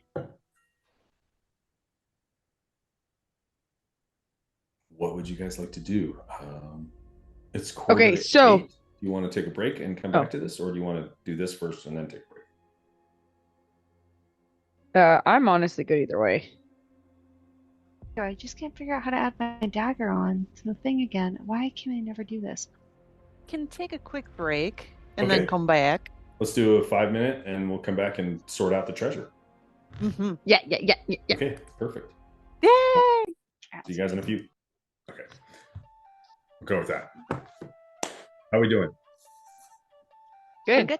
All right, so you're in this dungeon. It doesn't feel great, but here you are. So, but you have vanquished the wraith, and the specters have fled. Yeah. They're completely gone. So, oh no. Do we automatically get these gifts? The magic items or From the Sadie? gifts from Sadie? You don't think she's coming down here? So we have to go to her to get them? You would think, yeah, you'd have to be at least out in the outside, not down in the tunnel where the dryad has no business being here. As much as the death is no longer lingering, it is still a very decrepit place. I'd like to get back up to the surface. Yeah, let's get out of this hole. Because then we get a transport to anywhere, so we can go up there, get our gifts, and get to Boodles. Mm-hmm. With the utmost haste, let's hurry. Let's go. Okay. So you grab all this stuff in the crate and throw it into the bag of holding. Throw it into the bag of holding, and let's say you're not taking the crate. Hoots' bag of holding, not Kitty's. That's right. I could apply some Baldur's Gate 3 analogy here and just take 1,000 crates and throw it into the bag of holding and stack it on top. Baldur's Gate 3 can be a bit ridiculous. No, I won't take the crate. I don't think nothing's tangible to the crate. Right. Let me move you guys just sort of out to another map, and we'll pick it up from there. Okay. Here we go. So you find yourselves on the coast. Oh, look at how pretty it is outside now. Yeah, it's not quite that pretty, let's say, but it is definitely, you sort of smell the clean ocean air now instead of the decay of death, and the life is starting almost automatically to return to the forest area. And within moments of returning to the surface, you catch sight of the sprite flying nearby, and he buzzes by and says, "I will inform Sadie what has happened." And he heads off into the woods. I'm assuming you guys are kind of moving into the forest and not staying here at the coast. So as you sort of walk down the trail, starting to see life slowly returning to this area and the warmth of the sun coming in, because it is essentially, 10 or 10 a.m.-ish, maybe closing in on noon. And within a few moments, the wind's blowing in the trees. Yes. Is the one red tree the trident that is trying to regrow back its health? There's just one obvious little red tree right there. And yes, we'll say that's the one that that you guys had to put down for its own good. As it's trying to hack on it, right? Yeah, you can hardly be blamed for defending yourselves. Mm-hmm. But after some time, the trees part, and you recognize two non-corrupted treants, two regular treants in all of their life, kind of step forward, and between them, the beautiful dryad. And she kind of looks at the three of you, or the four of you actually, somewhat haughtily and maybe a little bit put out, but I see that you have done as you said you would do. We are very sorry it had to take this long. But yes, the deed has been done. The wraith has been slain, and we'd love to have the shadowfell rid no more of your land. Roll a persuasion with advantage. Yeah. I just want to say it's a good thing we have Hoots, because I don't want to be nice, and he's always nice. I immediately want to be like, let's intimidate this person. Yeah. Well, Thrax almost died. Oh. It wasn't my fault. Not you. No, not her. you. Okay. Okay, good. I was like, did you just call the dryad a hoe? Well, I was going to say a different word, but that sounded harsher than hoe. That is a first. And it's a plant pun. I think it stays. It matches. Yes. Plant pun. Oh my god. I didn't say it for real. That wasn't a for real. He's like, oh god. I'm saying that's what would have happened if we didn't have Hoots. Okay, fair enough. So Hoots, you smooth things over with the dryad, and the dryad will honor her agreement to provide you with 3 favors. Again, you can use the staff to summon her for the other 2, but presumably for this one, would you for like something that I can do for you now? We do have an urgent need to get to Bootles. I need to be transported there, or this, not me, I'm sorry. The group, us all, needs to be transported to the nearest place where this Bootles is being held. I don't know what that is. I was gonna say we sound like crazy fans. Hang on. Which we are, technically. 1 minute. 1 minute, try it. Just 1 minute. Okay, you guys are basically here on the big map, and you're trying to go. Let me zoom in a little bit here. You're trying to go here, right? Mhm. So, I'm sorry. Is there a place that you're trying to go that I would know? Specifically, the sacred grove of the Earth Mother in Ah, Karador. that I would know. I can easily transport you there. Hmm. Do you wish to go now? We would like Should to be long rest. Oh, yeah. Yes. Yes, long rest. Can't actually long rest yet because you just finished a long rest like 2 hours ago. Oh, really? Yeah, so you have to wait at least 16 hours to just like a normal day. So you can short rest for sure. I don't do know. want to ask. I don't. There was a sprite who fell on our way to do this deed. I would want that sprite to be brought back, if possible. That is so sweet. I didn't even think about that poor little thing. I know. You're That's why we too have good for us, Hoots. Hoots. I know. Which do you have inspiration? Yes, I do. You already do. Okay, that'll probably be reflected in experience points then. Sadie says that it speaks well of you that you care so much for others. The forest is my second home. It is where I lived in the trees. You were close family to me.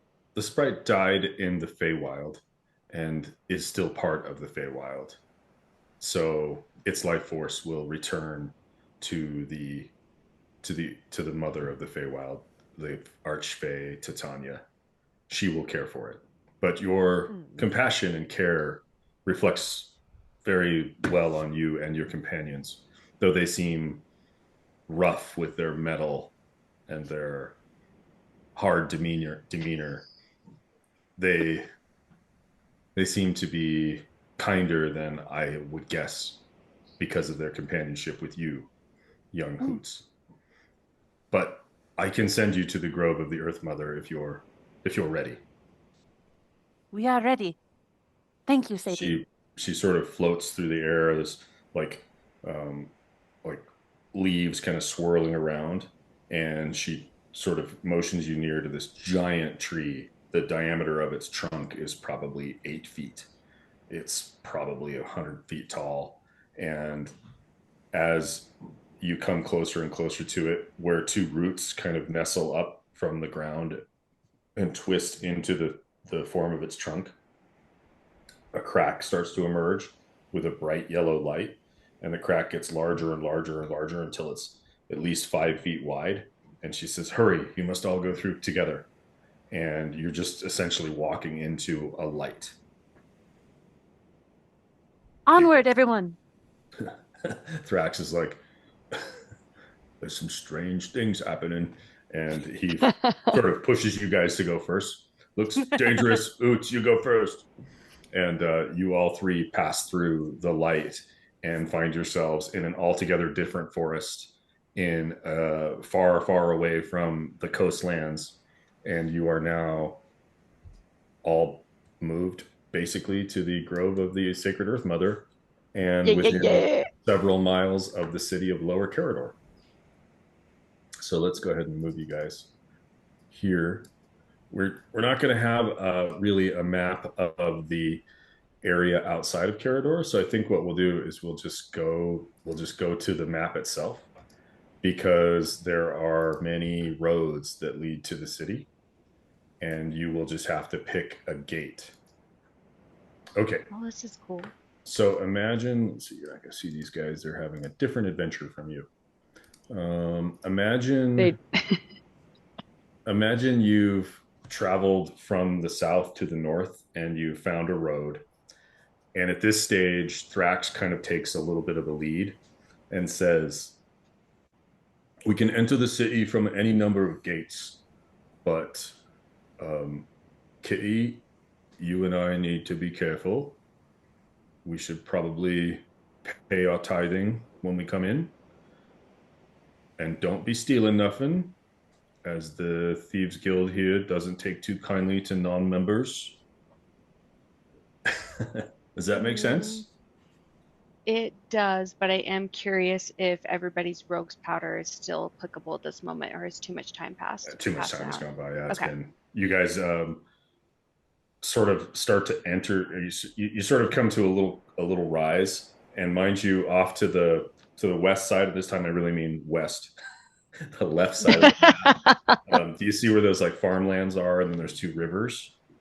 Just beyond that is a big lake that you can see in the okay. distance. The town itself is completely walled. The walls are about 15 to 20 feet tall with crenulated tops and ramparts with guard towers every, 100 feet or so. And there are soldiers walking around in groups of 20 to 30 with spears. This is a fully blown city. There probably live within the city itself, within the walls, somewhere in the neighborhood of 20,000 people. You, Oh, all of you are non-human race. Tabaxi, Owlin, Dragonborn. Where you're from, the settlements are in the hundreds of people, and it okay. begins to dawn on you that the humans have created cities that are just beyond anything that you have. There's nothing that compares to this. There's just thousands upon thousands of people. As you approach this area here, does everybody see where I'm kind of drawing your on your gaze? There's an entry gate. There is a festive atmosphere.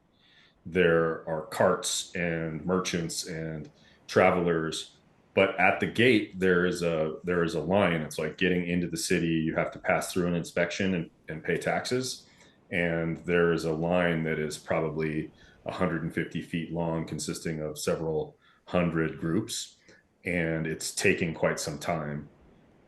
And you just see like all of these people gathered around trying to get into the city. What would be kind of drawing your attention? Well, do we know the date and time that is currently? So you can ask someone sort of, Okay. you know, trying to get into the into that area there and figure that out. So your let's just check real quick. The concert is happening. Let me just make sure I get this correct, because I don't want the concert is happening on November 10th. And as you approach someone, let's just say you just approach a guard and ask him the date, and he says it is November 9th, and Perfect. Okay. bows to you, cleric of Bahamut, kind of respectfully, but casts sort of a suspicious eye at Kitty and Thrax. At this stage, you're kind of seeing this big long line, and it starts to dawn on you that many of these people are here in celebration of the current king that's going to be crowned in a couple of weeks. So there's Oh no. festive attitude, but even more of them are here for the concert. There's Okay. a lot of chatter and talk about the concert itself. And as you approach, kind of working your way into the line, Thrax he looks kind of nervous, as you all do and should. And Kitty, what would Kitty be feeling seeing this massive city? This in itself is kind of a different kind of adventure than you've had before. Mhm. Kitty would be actually really thrilled, kind of excited, not nervous, and is looking forward to exploring the city in general. Cool. How about Hoots? I want to hug by Thrax and be on his shoulder, like on that pedestal that he had equipped as a backpack. I want to be Okay. like hopped onto it, All right. just so I'm not gonna get trampled on by crowds and everything looks just so massive that I'll take like my seat on that rise Okay. that he has. Perfect. Perfect. And Manon, you've seen human cities like this before, but you've not been to the capital yet. So this is your first trip here, and it's even bigger than what you've seen in the past. So, what's Manon's thought process right now? Can I approach the soldier we talked to and, be like, soldier, we're here on official business. Can you get us in?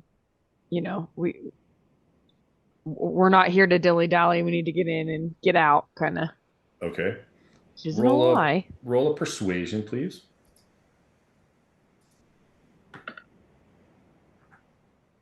Oh, that's a really high persuasion. As much as I would With a like wink. to, as much as I would like to help the church,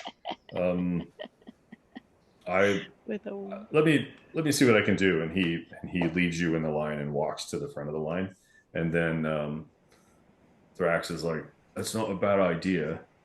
Maybe we could try to go around to the north end. That's where the Thieves Guild is." Well, maybe you two go in that, and then if I ditch you two, they'll let us in. But I Forgot got to say Thrax I up was. here. Where he's No, safe. you got Hoots. You got Or, Hoots. I got Hoots up here where he's safe. You're Thrax, I'm Hoots. I took a blow to the head. That's all right. You be Hoots, I'll be Thrax. Yeah, we can go through the north. You might be good at it. So you guys work your way around to this entrance here, and immediately you have sort of a sense of a little less traveled, and there are more people. There's a different group of people coming in and out here, but there is a guard shack over here, kind of off to the side, and Thrax kind of surreptitiously leads you and over to the guard shack, and he kind of like, Hoots, you better stay with Manon off to the side. Kitty, come with me. Okay. I So hop down. Kitty and Thrax go over, and you notice that there's like this official gate over here, sort of where the line is, and then there's just this little tower where there's an exterior door, and there's a little group of people, kind of looks like they're kind of maybe playing a card game at a little table that's set up there. And as you approach in the thieves' cant, they greet you, and Thrax greets them back. Kitty. Kitty Kitty creates a bow in her mind mockingly, but I think it gets past the guards. Intelligence. All right, roll a persuasion. Oh, I didn't mean to do it with advantage.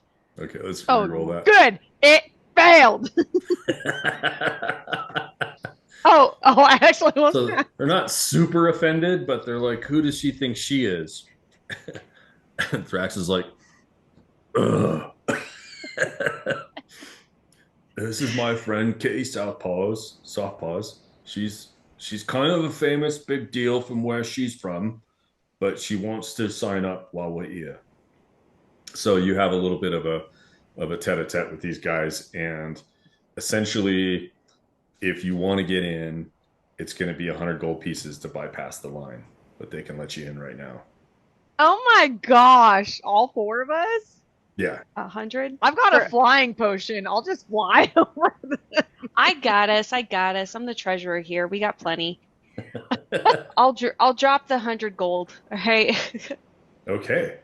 So you are. Are you now... stealing it right back? Because I approve that. That is approved. Just love how I took off my microphone or headset and I just hear 100 gold pieces. I'm like, what? All right. So you pay the tax to get inside, bypassing the line. You are now in the city proper, and the whole thing is opened up to you. Wow. But what would you do? I look up to Thrax and I nudge him because I feel like I can kind of hear a bit of commotion come over from the black market area. Mhm. And I think him and I should go explore in that Oh general my direction. Is it just Oh my Kitty gosh. and Kitty and Thrax, or did we You all belong four to- made it inside. It was 25 We're gold all pieces in. each. To bypass the whole thing, you didn't have to pay the taxes on anything, but you're indoors, or you're inside the city wall under the will and pleasure of the Thieves Guild, which essentially, so Kitty wants to go to the black market. I want But to if go we to the wanted- observatory. Or the alchemist. I feel like you might like the alchemist. Yeah. True. How much time until the concert starts? Well, you know it's tomorrow, but you're not sure what time. Okay. Yeah, so I feel like, okay, Kitty, before you go off and have fun, we should probably try to get a game plan. How are we As gonna get she's to already, Boots like, tomorrow? walking by. Yeah. Can I just like, she's like walking, can I just like grab her and like pull her back and be like, game You lift plan her up. first? Her little Yeah. feet are going. I brush myself off and go, yeah, fair enough. Oh, leader. Game plan first. What would you like One us to do? second. Well, I don't know. I feel like we somehow need to get like, okay, if we can get a VIP ticket pickpocketed off of somebody, Kitty, Mhm. Thrax, you can put it in your bag of holdings. We can have 4 VIP meet and greet tickets. Then we can get in to the behind the stage. I can use my locate object spell, see where the wand is at. Me and Hoots can go get the wand. Kitty can disguise herself, get close to Boots, try to like convince him to be like a good guy for a second. And that's where I'm at. Here's the That's thought. all I got. What if, yeah, I like it a lot. Mhm. What if I disguise myself as one of the guards, like backstage guards? I'll still probably need a pass to get through. And then that way I can like say, hey, some of your biggest fans are here to see you. And then you guys show up without me and you guys can, well, I'm trying to think if I even need to be disguised. Like, is he going to care if I'm there? I feel like you might need, yeah, that's the thing. You know him better than we do. So if you think he'll be like, Kitty, then, or Kitty, that's my accent. I just want to be able to get the sneak on him in case he tries to bolt. So, Thanks. Or we can wazzle dazzle him the way he does his intros to you, with you having your own. Prestidigitation. I can create. Okay. Kind of Wait like a this- minute. You know how most models would go in and they have like that sensory, the whole like music notes, the glamour. And I can do that for you with this. I love it so much. Just like Boots Yes. and go right up to him. I love that idea. Yeah, I'll just keep I mine. love it. Let's get the VIP passes and let's run with it. Okay, Kitty. So you got to steal a VIP pass. You can go black market, do whatever you got to do. Yeah, But you I'll come go do out with the VIP pass. I can do that. Mhm. Can I try And I'll to... stick with Hoots. So we'll go to the really fun observatory. Yay! Okay. Hoots and Manon, because this is pretty straightforward. You would need to pay 3 gold pieces each to enter the observatory. Dang. And at which point you would have access to star charts and telescopes and just everything you could imagine, sort of a 18th century, or 17th century sort of an observatory would be, right? So there's, crazy designs for newfangled flying machines and airships and things that have not yet been built, but it's all that sort of thing. So So you know how like when you go to like a playground and you let your kid just like go play? Yes. So while Hoots is out playing, can I be looking at that little dragon thing and try to discover what the dragon thing has? Yes. Okay, cool. You certainly can. So text me that real quick, and so I will make sure to get that information back to you. It won't really matter for tonight, but it'll matter in the future. Okay. Before they run, we go a step a raise. I'm gonna walk up to Manon, and I'm going to give her 20 gold pieces, and then I'm also gonna give Aw. 20 gold pieces, and I'm gonna pat them on the back and say, now don't try to spend this all in one place. Kitty, Thrax is eating like a turkey leg. He's like, Kitty, I need 5 silver pieces. I throw him the 5 silver pieces. Okay. Thanks, Mom. Kitty, would you like a 250 gold piece necklace? Because Yes, I I need 250 would. gold pieces to buy No. it for you. No, I'm nope, kidding. I'm good. Nope. Okay. So Kitty and Thrax. Dang it. I feel like I missed something funny. Oh, were you? Yeah, you'll. I was trying to text you that. Oh, sorry. So you head off to the black market, and your plan is to what now? Run amok like kids in a candy store. Everybody go in their separate directions. Because I want you to picture like this is the lower capital of the entire island, the entire Moonshae. This is the humans' pride and joy. This is as close to slums and the black market and all this. This is sort of the squalor, the downtown 4th Street area, right? So it's got all the seedy types, but it is the middle of the day. So, but it's crowded. There's people moving about. It's that whole, if you can imagine it, it's here. So tell me what you're thinking. Like, walk me through your thought process here. I'm after 2 items. I'm after one of the VIP passes to the concert tomorrow night, and I'm after more rogues powder if there happens to be some in the black market. Ooh. Okay, so let's establish that first. The rogues powder. Your feeling is with enough time and patience and money, kind of anything is accomplishable here. Mm-hmm. But it would be you don't have the contacts yet to kind of get that, right? Got it. So okay. as of right now, that would take you several days to kind of like nail down a supplier if it's possible. Got it. But as far as like a VIP pass, how would you go about finding someone who has one? I would getting it off of them. lead Thrax into a local bar because I'm assuming they probably have a concert poster. Yeah, they're all over posted the place. Outside. Yeah. So picture this: you're going to have like first of all, as you're walking through the town, every street is going to have in Thieves' Cant posted somewhere. This street belongs to Lightfingers, NER Lightfingers, or whomever the thief is, and so you're not meant to steal anything without paying a tribute to that person. So the second thing would be there are like poster boards, like town, because there's no newspapers or anything like that. So there'd be like a big board with posters put up on it, and you've already seen a couple of the concert posters for the Boodles. Is the concert sold out for VIP passes? That would not be available, but you could probably ask around. I want to ask around and see if I can purchase one VIP pass rather than stealing one. Okay. Roll an investigation. I'll say with advantage because Thrax would be helping you. And what would I need to do to show, like you said, I can potentially steal something, but I'd have to show tribute. What is showing tribute? That would be typically 10% of the value of whatever you stole. You would have to pay to the Thieves Guild so they can.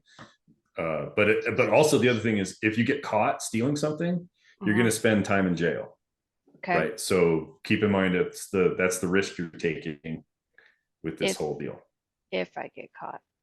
If you get caught. And this is an insight, you said? Yes, with advantage because Thrax is helping you. Got it. Okay, so your question was, is the concert sold out? So I would picture that you enter a tavern, right? And it's sort of a seedy tavern. And within very short amount of time, you realize this is not the place because this is the place where people look down on Taylor Swift, right? Got it. Okay. So you kind of move a little bit more toward the East District, taking your time. A couple hours later, you kind of find yourself in a bar over here, and you learn that yes, indeed, the concert is sold out, and the ticket scalping is happening right now. So there's a very what's the word I'm looking for? Slim. Not a slim. I'm saying there's a very robust scalping market happening right now. Okay. Half of the people here are paying to get in. In fact, quick, Katie, before you. In fact, they've moved the concert out of the Cloak and Stagger Club to the arena itself. So there are general seats in the arena are selling for like 20, 25 silver. The box seats up above are selling for like 25 to 50 gold, and VIP passes where you get to meet the band themselves were originally selling for like 100 gold each, but the scalpers are now, in that 5x area now, so like 500 gold pieces. I can either try to steal one and go to jail if I get caught, or I can just buy one and then do the rest. I was gonna say you can just buy one and just like. Yeah.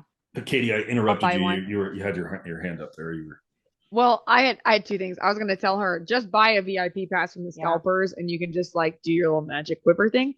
But also, can I go to a guard house and be like, "Hey, I happen to be here randomly. I have free time. I can help guard. Like backstage if you guys need help guarding backstage. Yeah, I'm willing to like offer my services for that. Okay. And be the out. So and then I can just sneak y'all in without too much trouble. You guys discover the location of the Cloak and Stagger Club. So that would be right here. Okay. And Kitty, if you mark off 500 gold pieces, you have one VIP pass. Let's have you roll. Let's have you roll a persuasion with that and an insight. I feel like Kitty can show her tail and get like some little off of that price.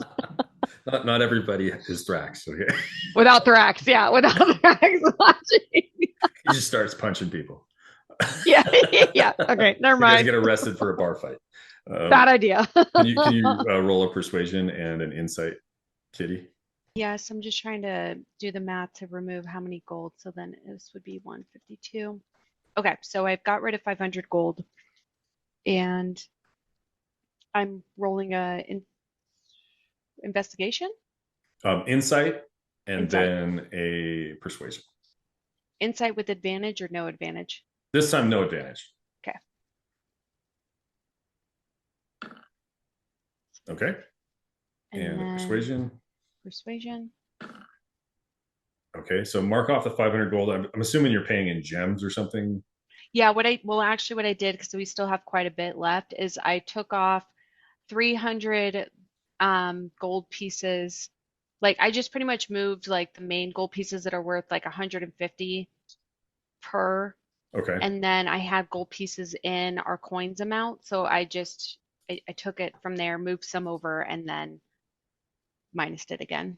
Okay, so you managed to buy this little kind of a picture. It's more like a plank of wood, and it has a little magical symbol inscribed on it. So like a counterfeit proof little mark on it, but it's basically a cat paw. And it looks like it's signed by all the band members. So so you kind of have that. How are you guys going to find each other again? Can I try putting in my quiver before we go start looking for each other? Of things. Yeah, I'm going to put it in there to see if I can even replicate it. It doesn't sound like it's going to go well. Let's see here. That's a good question. If I'm the guard letting you in, it's fine. Well, you guys are far apart from each other, so she's doing her own thing. Yeah. Hoots, how long do you think you would have stayed in the observatory before Manon could drag you away? Think in my odd fascination, I would say 2 to 3 hours in order to digest and scribble into my cartographer notes. Which is essentially what the same amount of time you guys took to buy your ticket. So Mhm. you now have one VIP ticket, and the problem is that the quiver can replicate it, but it will disappear after about a minute. So you're meant to wear it around like a lanyard, right? So That's okay. We just have to get in the gate. We just have to get in the gate. That's fine. Well, now that I know what it looks like, there's some minor illusions I can create. fair enough. Fair enough. Yes. Okay. So because I feel like what Kitty and Thrax are doing is the same amount of time we've been in the observatory. So, well, can we? Gosh dang it. So you guys are now looking for one another. Yep. So we're gonna go back to clearly like up to the black market, and then kind of where we wander left off. around, and then hopefully run into them like right here. Man, on my legs can't keep walking. Can you pick I got me you. up and Get carry up me? on my get up on my shoulders. It's fine. Thank you, Manon. I'm so tired of me walking on the ground. Okay. I'm so glad you got to go look at the observatory. Thank you. So realistically, after a few hours, you guys realize that you have failed to create a rendezvous plan. So you're essentially just sort of looking for each other. And no, let's just stop right there. I got a spell for this. Stupid freaking thing. Where is it? It's called send. Mm-hmm. Oh yes, sending at the 3rd level because we didn't make a plan. Yeah. Man, I'm trying to raggle over children. Mm-hmm. Hey, I'll give you a copper piece if you find my cat person friend. Okay, mark off a 3rd level spell.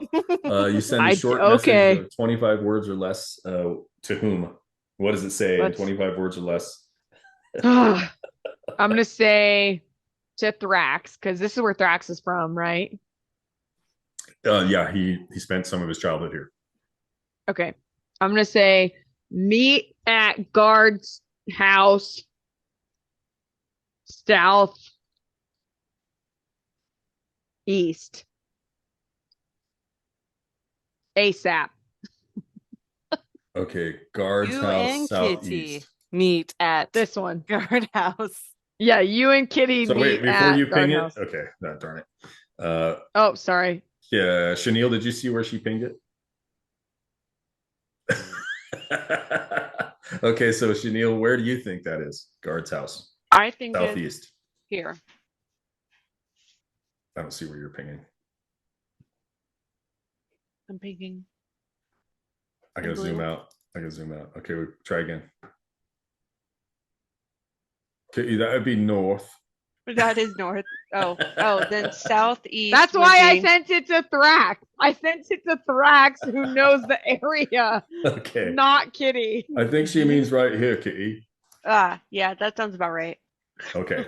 So Thrax gets this message spell. Where's Manon? And then he leads Kitty and himself to the guard's house, and Manon and Hoots, you are now in that general area. And it's getting close to dinner time, like 5 p.m. So you got to imagine there's just a lot of people moving about. There's, a lot of chaos. It's a city. As you came to this area, kind of passing through this area, it is really crowded. And there are already people like lined up in these long lines, like camped out on the sidewalk to get into the concert tomorrow. Gosh. Okay. So you guys are now to get back together. I'm just going to say that you guys probably at this stage would want to arrange for some lodgings and meals. Yeah. Well, I want to talk to I want to be a guard for security.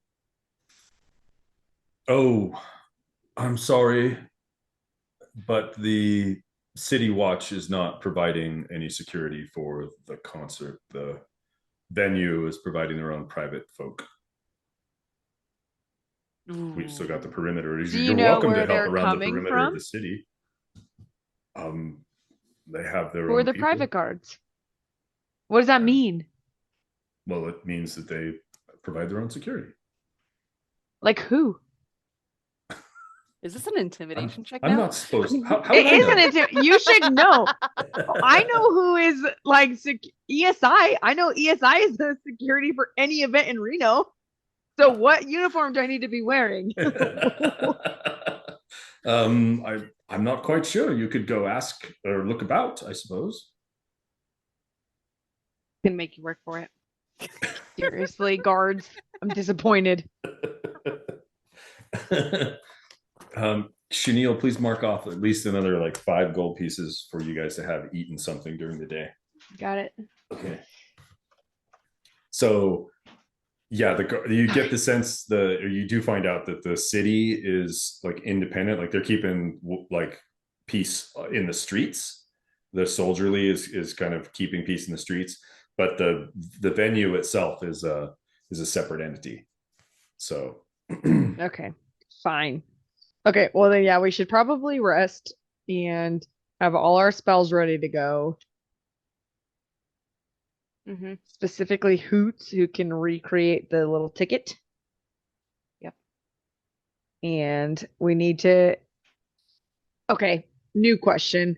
Are there vendors outside the arena selling like t-shirts we can put Thrax in? Of course there are. There are. Super fan here. Can we like super fan out us Nice. with merchandise? With merch. Absolutely. So yeah, there would Okay. be all kinds of vendors like street food. There's merch of all kinds, and you know, even probably little magical toys that play snippets of their songs, of the Boodle songs. So you know, whatever you can probably think of. Yeah, there'd be tunics with Boodles 191. Yeah. And all I feel that like we're stuff. gonna need that because if we're gonna do the VIP, we're clearly gonna want to be like merched out. massive fans and merched out, and So that will give you let's... advantage on your deception checks to Perfect. Yes, good job, Katie. Thanks. So Nice. please mark off like another, I don't know, 20 gold pieces in Boodle's merch. So everybody's got like a tunic, like a like a poncho with the the lettering on it, and like a little thing that plays a bit of a song, and just stuff. So you guys look you're super fanned out. Stupid ass shit. But while you're in that area, so basically you're at the Cloak and Stagger Club, and so you can imagine there's this big kind of 3-story venue, and there's just security everywhere. There's like and this is where you kind of realize, oh, this is a different thing, because the security guards are actually appear to be, let me just put these guys here, Dragonborn. actual stone giants. Oh, carrying clubs, and they stand on either side of the door, and they're kind of looking down at the people who most human-sized people barely come up to the top of their knee, so they can look right over the roof of the building, and kind of there's about 10 of them in the whole area. And then there are like a few quicklings running about that go in and out, and it's just like a scene of chaos, right? So but you definitely kind of see everything I've described. There's like I said, there's information, what are those called, bulletin boards kind of up and around, and all those kind of things. So Chenille, you can pretend to be somebody else, so you can pretend to be one of them. Mm-hmm. You can be like at the VIP ticket place and help us get in. Can we paint Thrax silver? you can't try to be a stone giant. I can't too do big. disguise that. Because Yeah, it has to be within the disguise- same. Put disguise self in the chat. It has to be. Is within it too? the Is same. it too tall for Chenille? Within a foot. Within a foot. Okay, so Chenille can pretend to be a quickling and run up and be like, "Oh my goodness!" Blah, blah, blah, blah. I don't know. We'll figure it out. Well, I almost think like, what if we just try to do it with our own VIP stuff, like as ourselves, and see what happens, and then see what he does. I can make it convincing that you're one of the I backup believe girls, and you are a star for that. And I'd be like, make way, she's doing the show. Oh And then my with that gosh. hesitation, and make it to where she's Miss Kitty's fabulous, and she's needing to be on stage for the backup, dancing and everything. So you're like I one of the love key that. components. I like So that. convince I love that. the stone giant that you're Yes. a part of this show. Yeah, we'll do that. Did we already do? We're doing this tomorrow though, right? Because we're doing a rest. Yeah, So yeah. the- We you- need to go you- rest tonight. You look Okay, at let's your go rest VIP tonight and- passes and you realize that they're kind of like they just take in groups whenever they can. So Yeah. they're not going to meet the band on the day of the concert. So it'll be like before or after. So you can Okay. make a run at it anytime you want. Okay. Can we see the flyer again, Ken? Yeah. Because I think we're gonna make Kitty another Boodles, and we're gonna starstruck with the thing, and then that person, well, the kitty, can go in Kitty's and gonna then- be like, "This is my crew. Let me in. I'm late," and then we're gonna get in. Knock that out too. one of the band members, put Kitty in the place. Well, the stone guy's not gonna know that they're not in there. True. Where did That's I all put the kitty? shady. But I then did once I bring it get in, in there, didn't I? will they know that I'm a duplicate? Well, that doesn't matter once we're in there. We just gotta Okay. get in. We just got to get in, and then you got to do your locate object. Yep. To find the Mhm. wand, but you're gonna have to get to Boots. I'm hoping Boots is separate. I'm hoping he leaves his wand in his like bag, Yeah, so it's and Easy then to so me and find. Hoots can get that. Okay, although I'm pretty so sure he kept it on him. you're gonna act like, gosh, You none of guys their see that? names are on there. Yeah, why are their names not on there? They're pretty famous. So I would Maybe we imagine should that go- I would imagine that are you guys trying to figure out what the band names are? The members of the Yeah. band. Well, just so that she can get in, acting like one of them. So She yeah, could there's- act like there's- Boots. Act like Boots. There's Oh, yeah, that could do individual that. there's individual band members. So the band members are Mr. Boots, Ringo, Paul, and John. Okay, Ringo and there's Paul. pictures of them. And so you can certainly try to disguise yourself as one of the band members, or are you, because I'm hearing different things. So I'm hearing from Tiffany that it's like a backup singer that's like super like stylish, Yeah. or like a disguise, or like so just Comes up. when you guys are gonna try something, just let me know. So We just, You guys- I just don't know for sure Mhm. there's going to be a, like, I like the backup singer. I don't know if there's necessarily going to be backup singers. I know that one of the like 4 are going to be there, but one of the 4 would be harder because the guy would be like, well, I just saw you doing sound check. So but like on I could, the other hand, if you guys disguise Kitty as Mr. Boots, then I get to hear Chenille's Mr. Boots impression. Oh god. which I would make my also life. love. Oh god. I love that so Yes. much. I Yes. can't even express it to you. Yes, yes. I that's feel the like plan. we need to be Mr. Boots, and then Mr. That's the Boots plan. can do his like, this is my Perfect plan. crew. They're coming in. Perfect plan. I like can't- this plan. I'm not Mr. Boots, so I It wasn't can't bad. act like It wasn't bad. that's horrible. That's This will horrible. happen. This is now canon. Because we're gonna make it happen. Okay, can we long rest and cut to Chanel being Mr. Boots now? You guys want to wait till tomorrow to try it? Yeah. To tomorrow. Okay. The day Like of. tomorrow for the players, for the game, for the Mhm. characters. Oh. No, let's do it now. Like Okay. like. Wait. This is the night before the concert, so but there's We're like resting? it's a big deal. We're not resting. Let's just go straight into it. Okay. Okay. Let's do it. Like that way, if you fail tonight, then you could try again Yep, in the morning, yep. provided you don't go so bad as to get arrested. Got it. Got it. Okay, so someone accurately describe what is actually happening.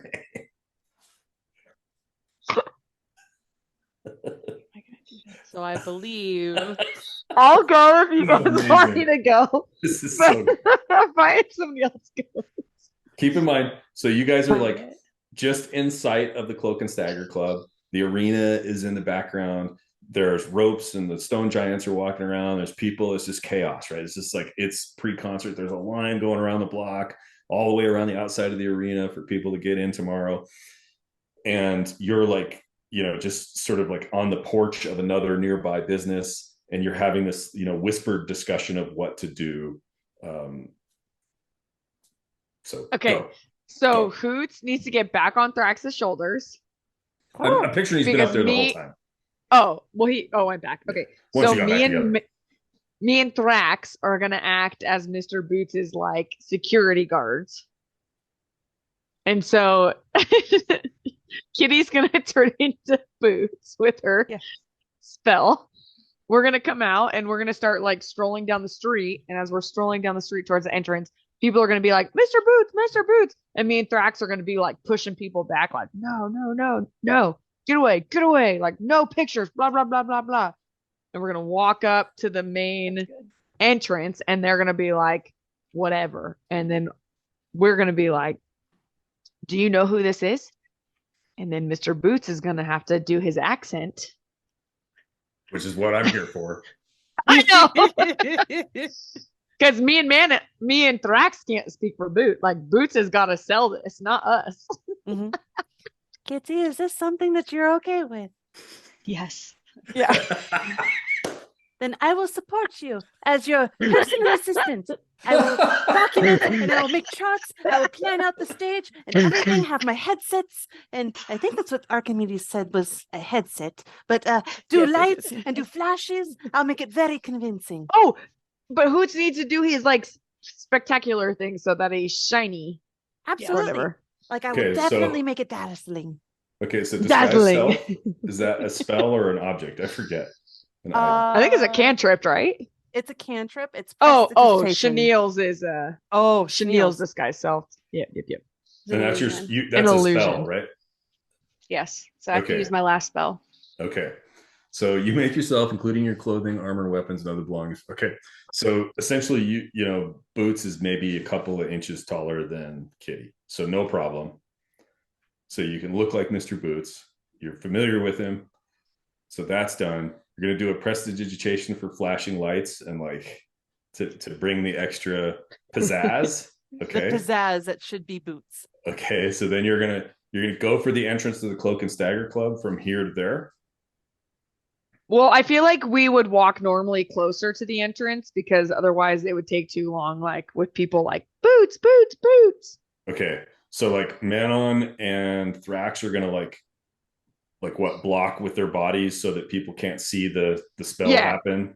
And I mean there's like trees over here, so like we'll like be behind the trees and then like so you're just gonna pull this off. All right. Yep. Let's do this. Let it happen.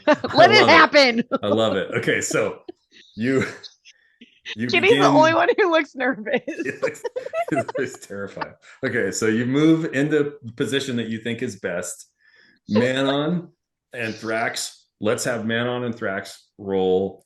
We're just gonna have you guys roll like a deception. So just it's probably not a skill that you have, but Thrax is like using his body to like and kind of his cloak and you guys are all kind of blocking that where Kitty suddenly casts her disguise self on herself as she comes around the corner, like behind this tree and between this little darkened alley area. And she goes in as Kitty and comes out as Boots.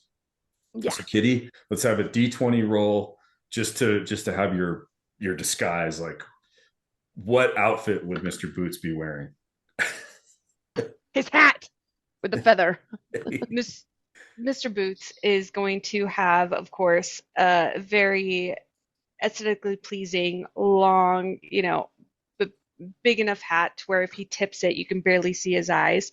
He has one of Hoots's feathers sticking out from one of the caps, and he's got his cape flowing in the wind. However, there doesn't seem to be a breeze in sight, and his knee-high boots, the classic kind, come up. And they look like they've never been scuffed, but yet worn in. Nice. I love it. Okay. Bam, that's done. As predicted. Oh, wait. Hoots, do you do the prestidigitation? Kind of like flashing lights or... Yes. Wait till we get to the gate. Yeah, I'd say for this instance, just for the stealth aspect and getting the look down, that's good. I want to make it to where it's like a parade where we're trying to go through the road. Make it kind of like Prince Ali, or something from Aladdin. Like, here comes. Okay. Okay. Okay. Let's do the deception. Like, you're just pow pow. So like at first people don't know what's going on. There's a little firework here, a little flash of light there, a little puff of wind there. So let's do a deception roll for Hoots. Yay. Deception. And then I have a preference of song. Okay. Well, that's on disadvantage. I'm sorry. No problem. We'll use the one on the left. That's brilliant. So Hoots, you wait till just the right moment. There's a little parting in the crowd as you guys move through, and then pop, pop, pop, boom, boom. People start to turn and look, and then there's like a shudder through the crowd, and there's like this ripple, like this physical ripple, and then suddenly you're just like, people are just a wave of people are coming towards you. Thrax and Manon are using all their strength to hold people away, kind of pushing and shoving through the crowd towards this giant stone giant that is blocking the door. His attention suddenly turns quickly toward you. The flashing fireworks, this owl in on top of a half orc, and you come up the stairs, and the stone giant's like, "Oi, what are you guys doing?" I feel like Manon left. Oh no. Okay, Kitty, you're on. I'm here. Right as soon as the prestigio shush happens, I just want it down for the record that the song that plays is a da da da da da. Oh, I can't even do it justice. I want it to be black, back in black by AC/DC.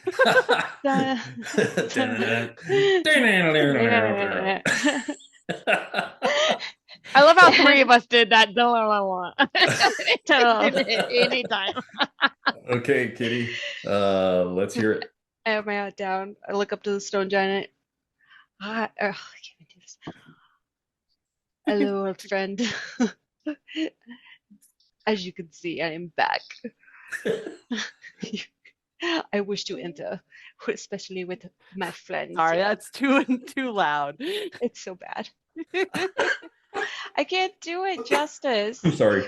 I took a drink right when she started talking. I'm like, oh no. We're had. It's not going to work. But roll a deception with advantage. I don't deserve the advantage. Well, it's everything your friends did for you. Oh no.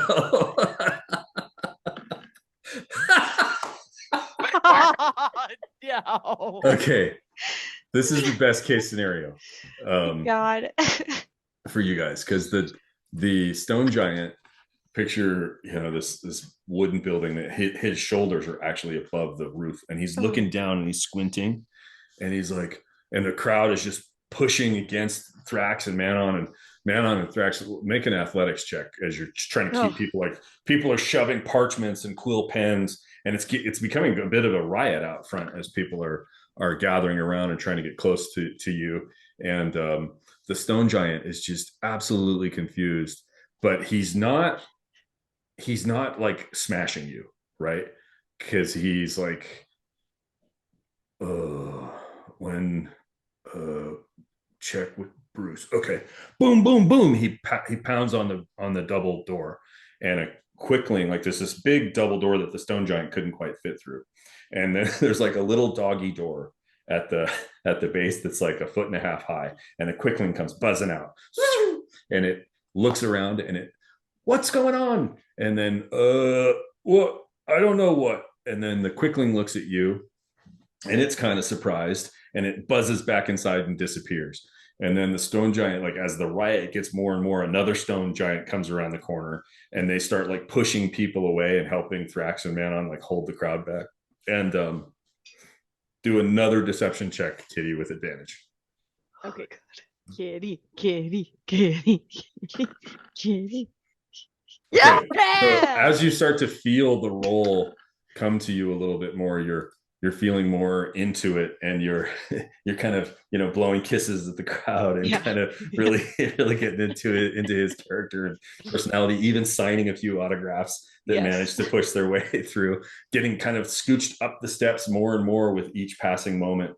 The double doors bang open, pushing people away, and in the glowing light of the Cloak and Stagger Club, you see an imposing figure, not as tall or as powerful as the stone giant, but the handsome torso and beautiful proportions of a centaur. Oh shit. Why? As he clops forward into this wide open space, his chiseled figure rippling with muscles, his handsome face and perfectly coiffed beard and hair, staring down at you. And he's like, "What's going on, ladies?" I love it. The list is awesome.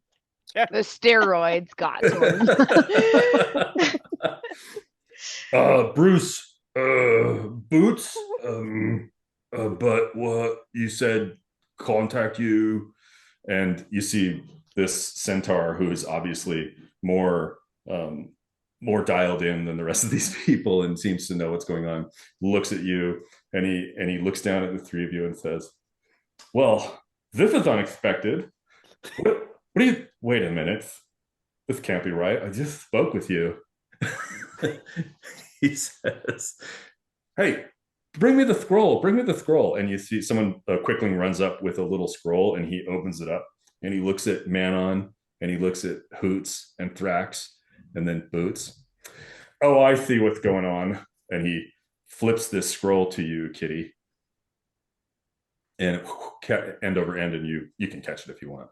I grab the scroll, and then I open it up to view the list of names. And it's a picture drawing of a rough approximation of the four of you. And it says, "These are my friends. Let them in if you see them. Boots."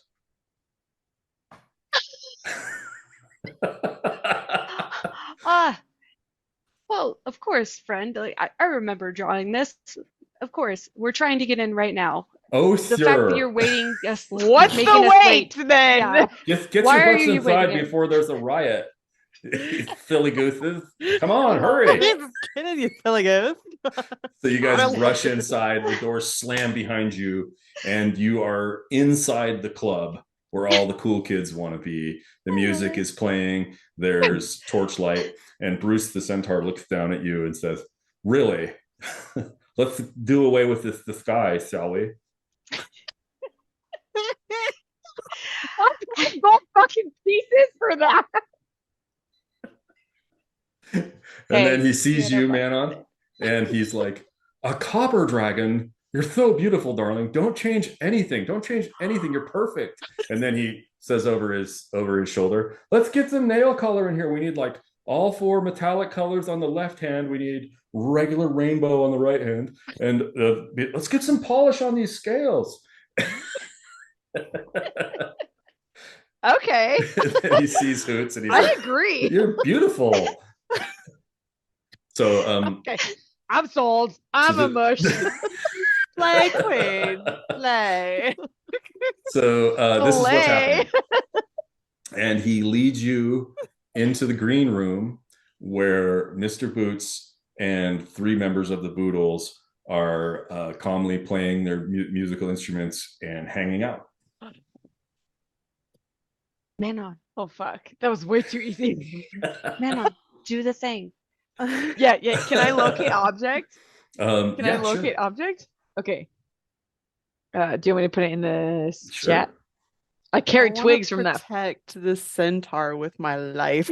I know. I still have his picture up. And it's wait. It's gonna take me a second to locate object because my nails are getting dead.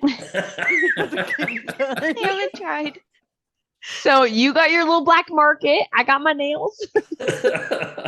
Fair. You're perfect, sweetie. You're perfect. Don't change anything.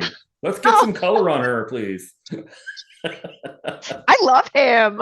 Okay. The best. So as you see Boots, you had that ready to go. You break your forked twig and you cast, and you're looking for Hoots's wand. And having had it described to you and knowing essentially what it is, you don't see the wand or sense it within 1,000 feet of you. But in the green room, so you can imagine it's a rather large green room. So it's, it's kind of a back where there's couches, there's duvets, there's cushions. You've got the band, they're getting stoned. The three other band members, Ringo, Paul, and John, are like, all around the bomb. Paul. And Hoots I can't get over Paul. Hoots is like got his feet up, his boots up, and he's laying back on a duvet. And there's a few fans around, and he's telling stories and whatever. But you do see behind Hoots, you sense like on the other side of the duvet, you sense something magical that is somehow related to your locate object spell. But in that moment, Bruce is like, Boots, your friends are here. I think you'll want to see them. So Boots sits up. He's like, my friends, you've made it. It would not have been a concert without your participation. Come in, have a drink. Kitty, you look terrible. Terribly handsome. Not gonna lie, Boots, it was kind of nice being you for a little bit. That does not surprise me. Yeah, okay, way to boost it. So I picture the four of you kind of standing as right there confronting Boots. How's this gonna go? Okay, I am like really jacked up. You're like, Bruce. Like I freaking love. I'm like, oh my gosh, and I feel like I'm like feeding off of like the starstruck a little bit of the spell, and I just want to be like, Boots, we missed you, and then like run and give him a hug. He like, as you come in for the hug, he like, sorry, Kitty, does this really super like deft move where you come in for the hug and he gives you a quick like hug, and then he like boom, like tango and like lays you back, and then boom, and you have a rose behind your ear as he stands you up and spins you. Okay, I love the nails, darling. They look ready for a show. I'm sorry, Manon's lost. I'm sold. You guys lost. I love it. Thrax is just standing at the door. There's steam coming out of his ears, and he's just fuck.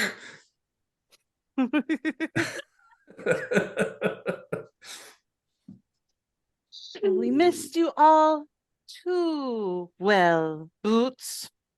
And this is the very first time that I got to like press. Like, I'm not taking any like action, but there's obviously the you guys roll an intimidation check, Hoots. I feel like Tiffany is having a great time, but Hoots is pissed. Yeah, Hoots is pissed. Oh, you got some explaining to do, Boots. Oh my god, brilliant! That's incredible. You're not even on the map, are you? I need to put you on the map so I can give you a die. Oh my god, perfect. Yeah, Hoots. Heck yeah. What would mic drop? What would Hoots be trying to convey with that cold stare? Just enough to draw attention to the ever-pressing matter of a wand missing. I am sensing some hostility from you. You need something to drink, my friend? I would like my heirloom back. My wand, please. Your wand? That wand was yours? I thought it belonged to this Cersei Dustfeathers woman. That wand belongs to me. It was my family heirloom. And I need it in order to support the war back up on Eri, which my people are currently being apprehended. Hold on. Kitty's gonna come up. Do you still look like Boots, or do you look like Kitty? No, I've now switched back to Kitty. Look like Boots. And I shiver out of it. That is better, but I still want to kiss you almost as much. You would. I want that joke to just set on you guys for a second. I love Boots so much. Katie and Manon loves Boots. Okay. Sorry. Go ahead, Katie. Or Kitty. Hold on. Boots, did you think that this was Cersei's? And if so, did you plan something with Cersei? Well, yes, of course. She hired me to keep you away from Eri, Hoots. Of course she did. She thought she was our friend. But can I look at Kitty? Wait, can Manon look at Kitty like appalled? Like, You knew? With her manicured nails going. Yes, because I'm enthralled. I'm enthralled. Just like the You knew he could have Get your sided popcorn with out. her? and then Bruce is like right next to Man. I'm going like spilling the tea. He whispers. Bruce leans into Manon's ear, like he has to lean way down, like one of his horse forelegs kind of like bends at the knee, and he like kneels down as a horse, and he leans over to Manon. Who the hell is Cersei? Okay, sweetie, you got to fill me in later, though. Yes. I love your scales. Thanks. Thrax is beating his head against the wall. Okay, finish, Kitty. Why would you make a deal with her? I thought you were on our side. I am on my own side. I think I have made this very clear. But Yes. I'm sorry, Hoots. Your friendship means something to me. I was hired to keep you away from Eri, and you wanted to go, so I helped you get there and betrayed her, but I did not recover the wand and give it to her as she wished. I kind of take my demeanor from a imposing kind of like fumbles as I realize the scenario that Cersei wanted me away. Like she told me to go get the wand, and then the realization of like she really did not want me around. She wanted to like spare me kind of in a sense. So I kind of like, oh, you're telling the truth, right? Can I roll an insight? Oh yeah, please go ahead. Oh, yes. Let me just do something here real quick. Okay, I love that Hoots had a 20 imitation or intimidation. Right? That was perfect timing. Like Yeah. could not. Boots got a 35 on his persuasion. I have always told you some version of the truth, as I do so now.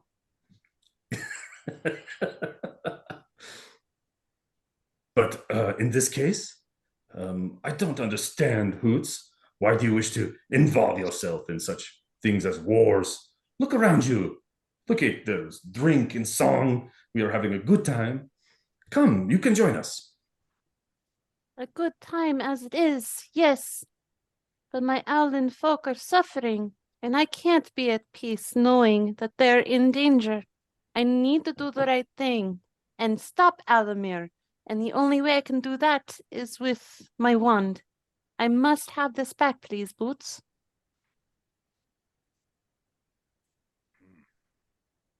Hoots, you speak to me with your passion, with your dedication, although I cannot condone it. Risking your life for others, this is crazy. But that as it may be, I cannot give you back the wand. I'm afraid I have done something with it. Can I roll that nat 20 again? What has happened to this wand? Well, I can guarantee you it is safe and undamaged. But it is no longer in my possession. God damn it, Boots. Whose possession is it under? Where did it go? Well, it seems to me that you want something from Boots. But it just so happens that Boots wants something from you. Anything, Boots. What do you want? As it turns out, I may have offended my backup singers, the Sullivan siblings, who maybe thought that each of us was exclusive. And they have left. And I need backup singers for tomorrow's concert. Okay, can I immediately like throw a hand over Kitty's mouth? Because I know Kitty's gonna say something like super sassy. And I know she's right. Yes. But like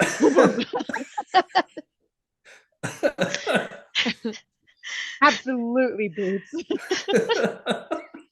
I knew you would say so. Tell us what you need. And he puts out a tambourine and a a tambourine and like a drum and a couple of other instruments. And I will teach you. We will practice before the concert, but you will be wonderful. Then it is a night of relaxation. We will help you. But this should guarantee the wand, and then we must be on our way. I will, as an act of good faith, I will tell you where it is. Or I will tell you. Wait, where's the wand? I will tell you what I have done with it. And then once you complete your side of the bargain, I will tell you exactly where it is. And then he says, there is a collector of such artifacts who wished for just such a thing, and I traded it for the battle axe of souls. The axe of souls, if you will. And he reaches behind the duvet from where your locate objects sort of sensed something and draws forth the most beautiful, the most powerful red guitar. Battle axe. Nice. Strum. I shall use this for my performance. I was originally going to say, can Thrax grab it? But can Thrax go to like, oh, and then he starts pounding his head against the wall even worse. Yeah. And then as soon as the axe comes forth, like the rest of the band like sit up from their days and they're like, yeah, man, cool, rock on. And they light their lighters and stuff, and then they go back to getting snow. I do want to say, I want to turn to Boots and be like, okay, we will be your backup singers, but you have to accompany us until we get this wand and defeat Alamir. Is that a deal? That depends on the nature of your performance. But we have we have a deal. Fair. We'll nail this. Yes. Good job. Yes. That's a natural 20 without a die roll. Yep. Yeah, I agree with that. he swoops in and like kisses your hand and then dances you away and then grabs Hoots down and like brings you over, and then it just kind of devolves into a party at that point. Mm-hmm. And Kitty's pissed, but me and Hoots are sold. Well, I'm sold. I'm hoping Kitty and Thrax are drinking on their own over into the bar. We're like over in the corner. Yeah.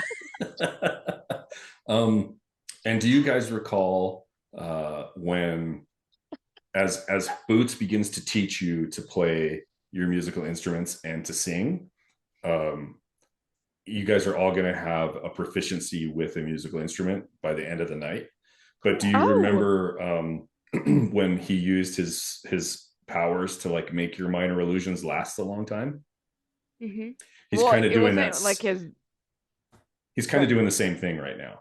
Like he's like using a lot of no. He's not. It's like he's using an extremely powerful spell to do something really silly. Yeah. Okay. That give you the ability to perform. Okay. So you'll have like. So as we're trying to learn and sing, we're like bad. He's like, oh, just here you go. It just like magically happens. Like you're like all of a sudden you can play like a backup, like a tambourine, like a drum. What else could you play that would leave you available to sing? Like anything but a guitar, because obviously that's his thing. So what do we got? So you'll have got tambourine, drums. I want cowbell. Cowbell. Oh, cowbell. Okay, which brings us to our next thing. You guys have agreed to help him, so each of you need to pick a karaoke song that you're all going to sing to in our next game. Yeah. And I get to listen to you guys sing for once. Yeah. Yes, I like it. Okay. So, Don't Fear the Reaper wouldn't be a bad one for Kitty's cowbell.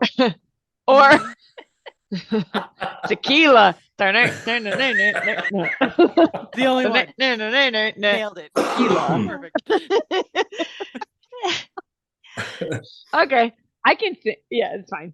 It has to fit the Bootles, though. It has to go Beatles something.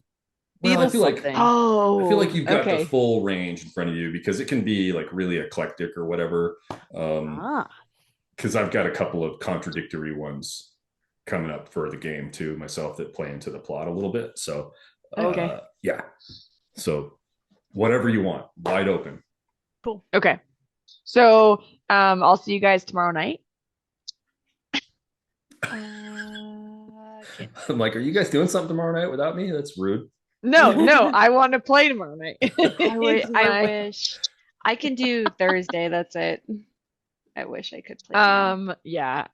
Are we done, Ken? Is that Yeah, the that's end? basically it. Gosh, I got dang prep. it. I got prep to do if we're gonna do anything. If Yeah, you you guys do. are going along with this ridiculous Yes. plan that Love it. Boots put together. So we have to do a karaoke song? Yeah. Yeah. Okay. And so I don't really know how we're gonna do that because I guess I don't know how to do like karaoke on this, but Well, we could just sing a song. yeah, you could just Yeah. do that. Yeah. Okay. So okay. You guys are good for that. Yep. The So should we last end it? time Are you I ending it? checked the recording? Yeah. Yeah, okay. Let me stop the recording. Stop share. Stop the recording.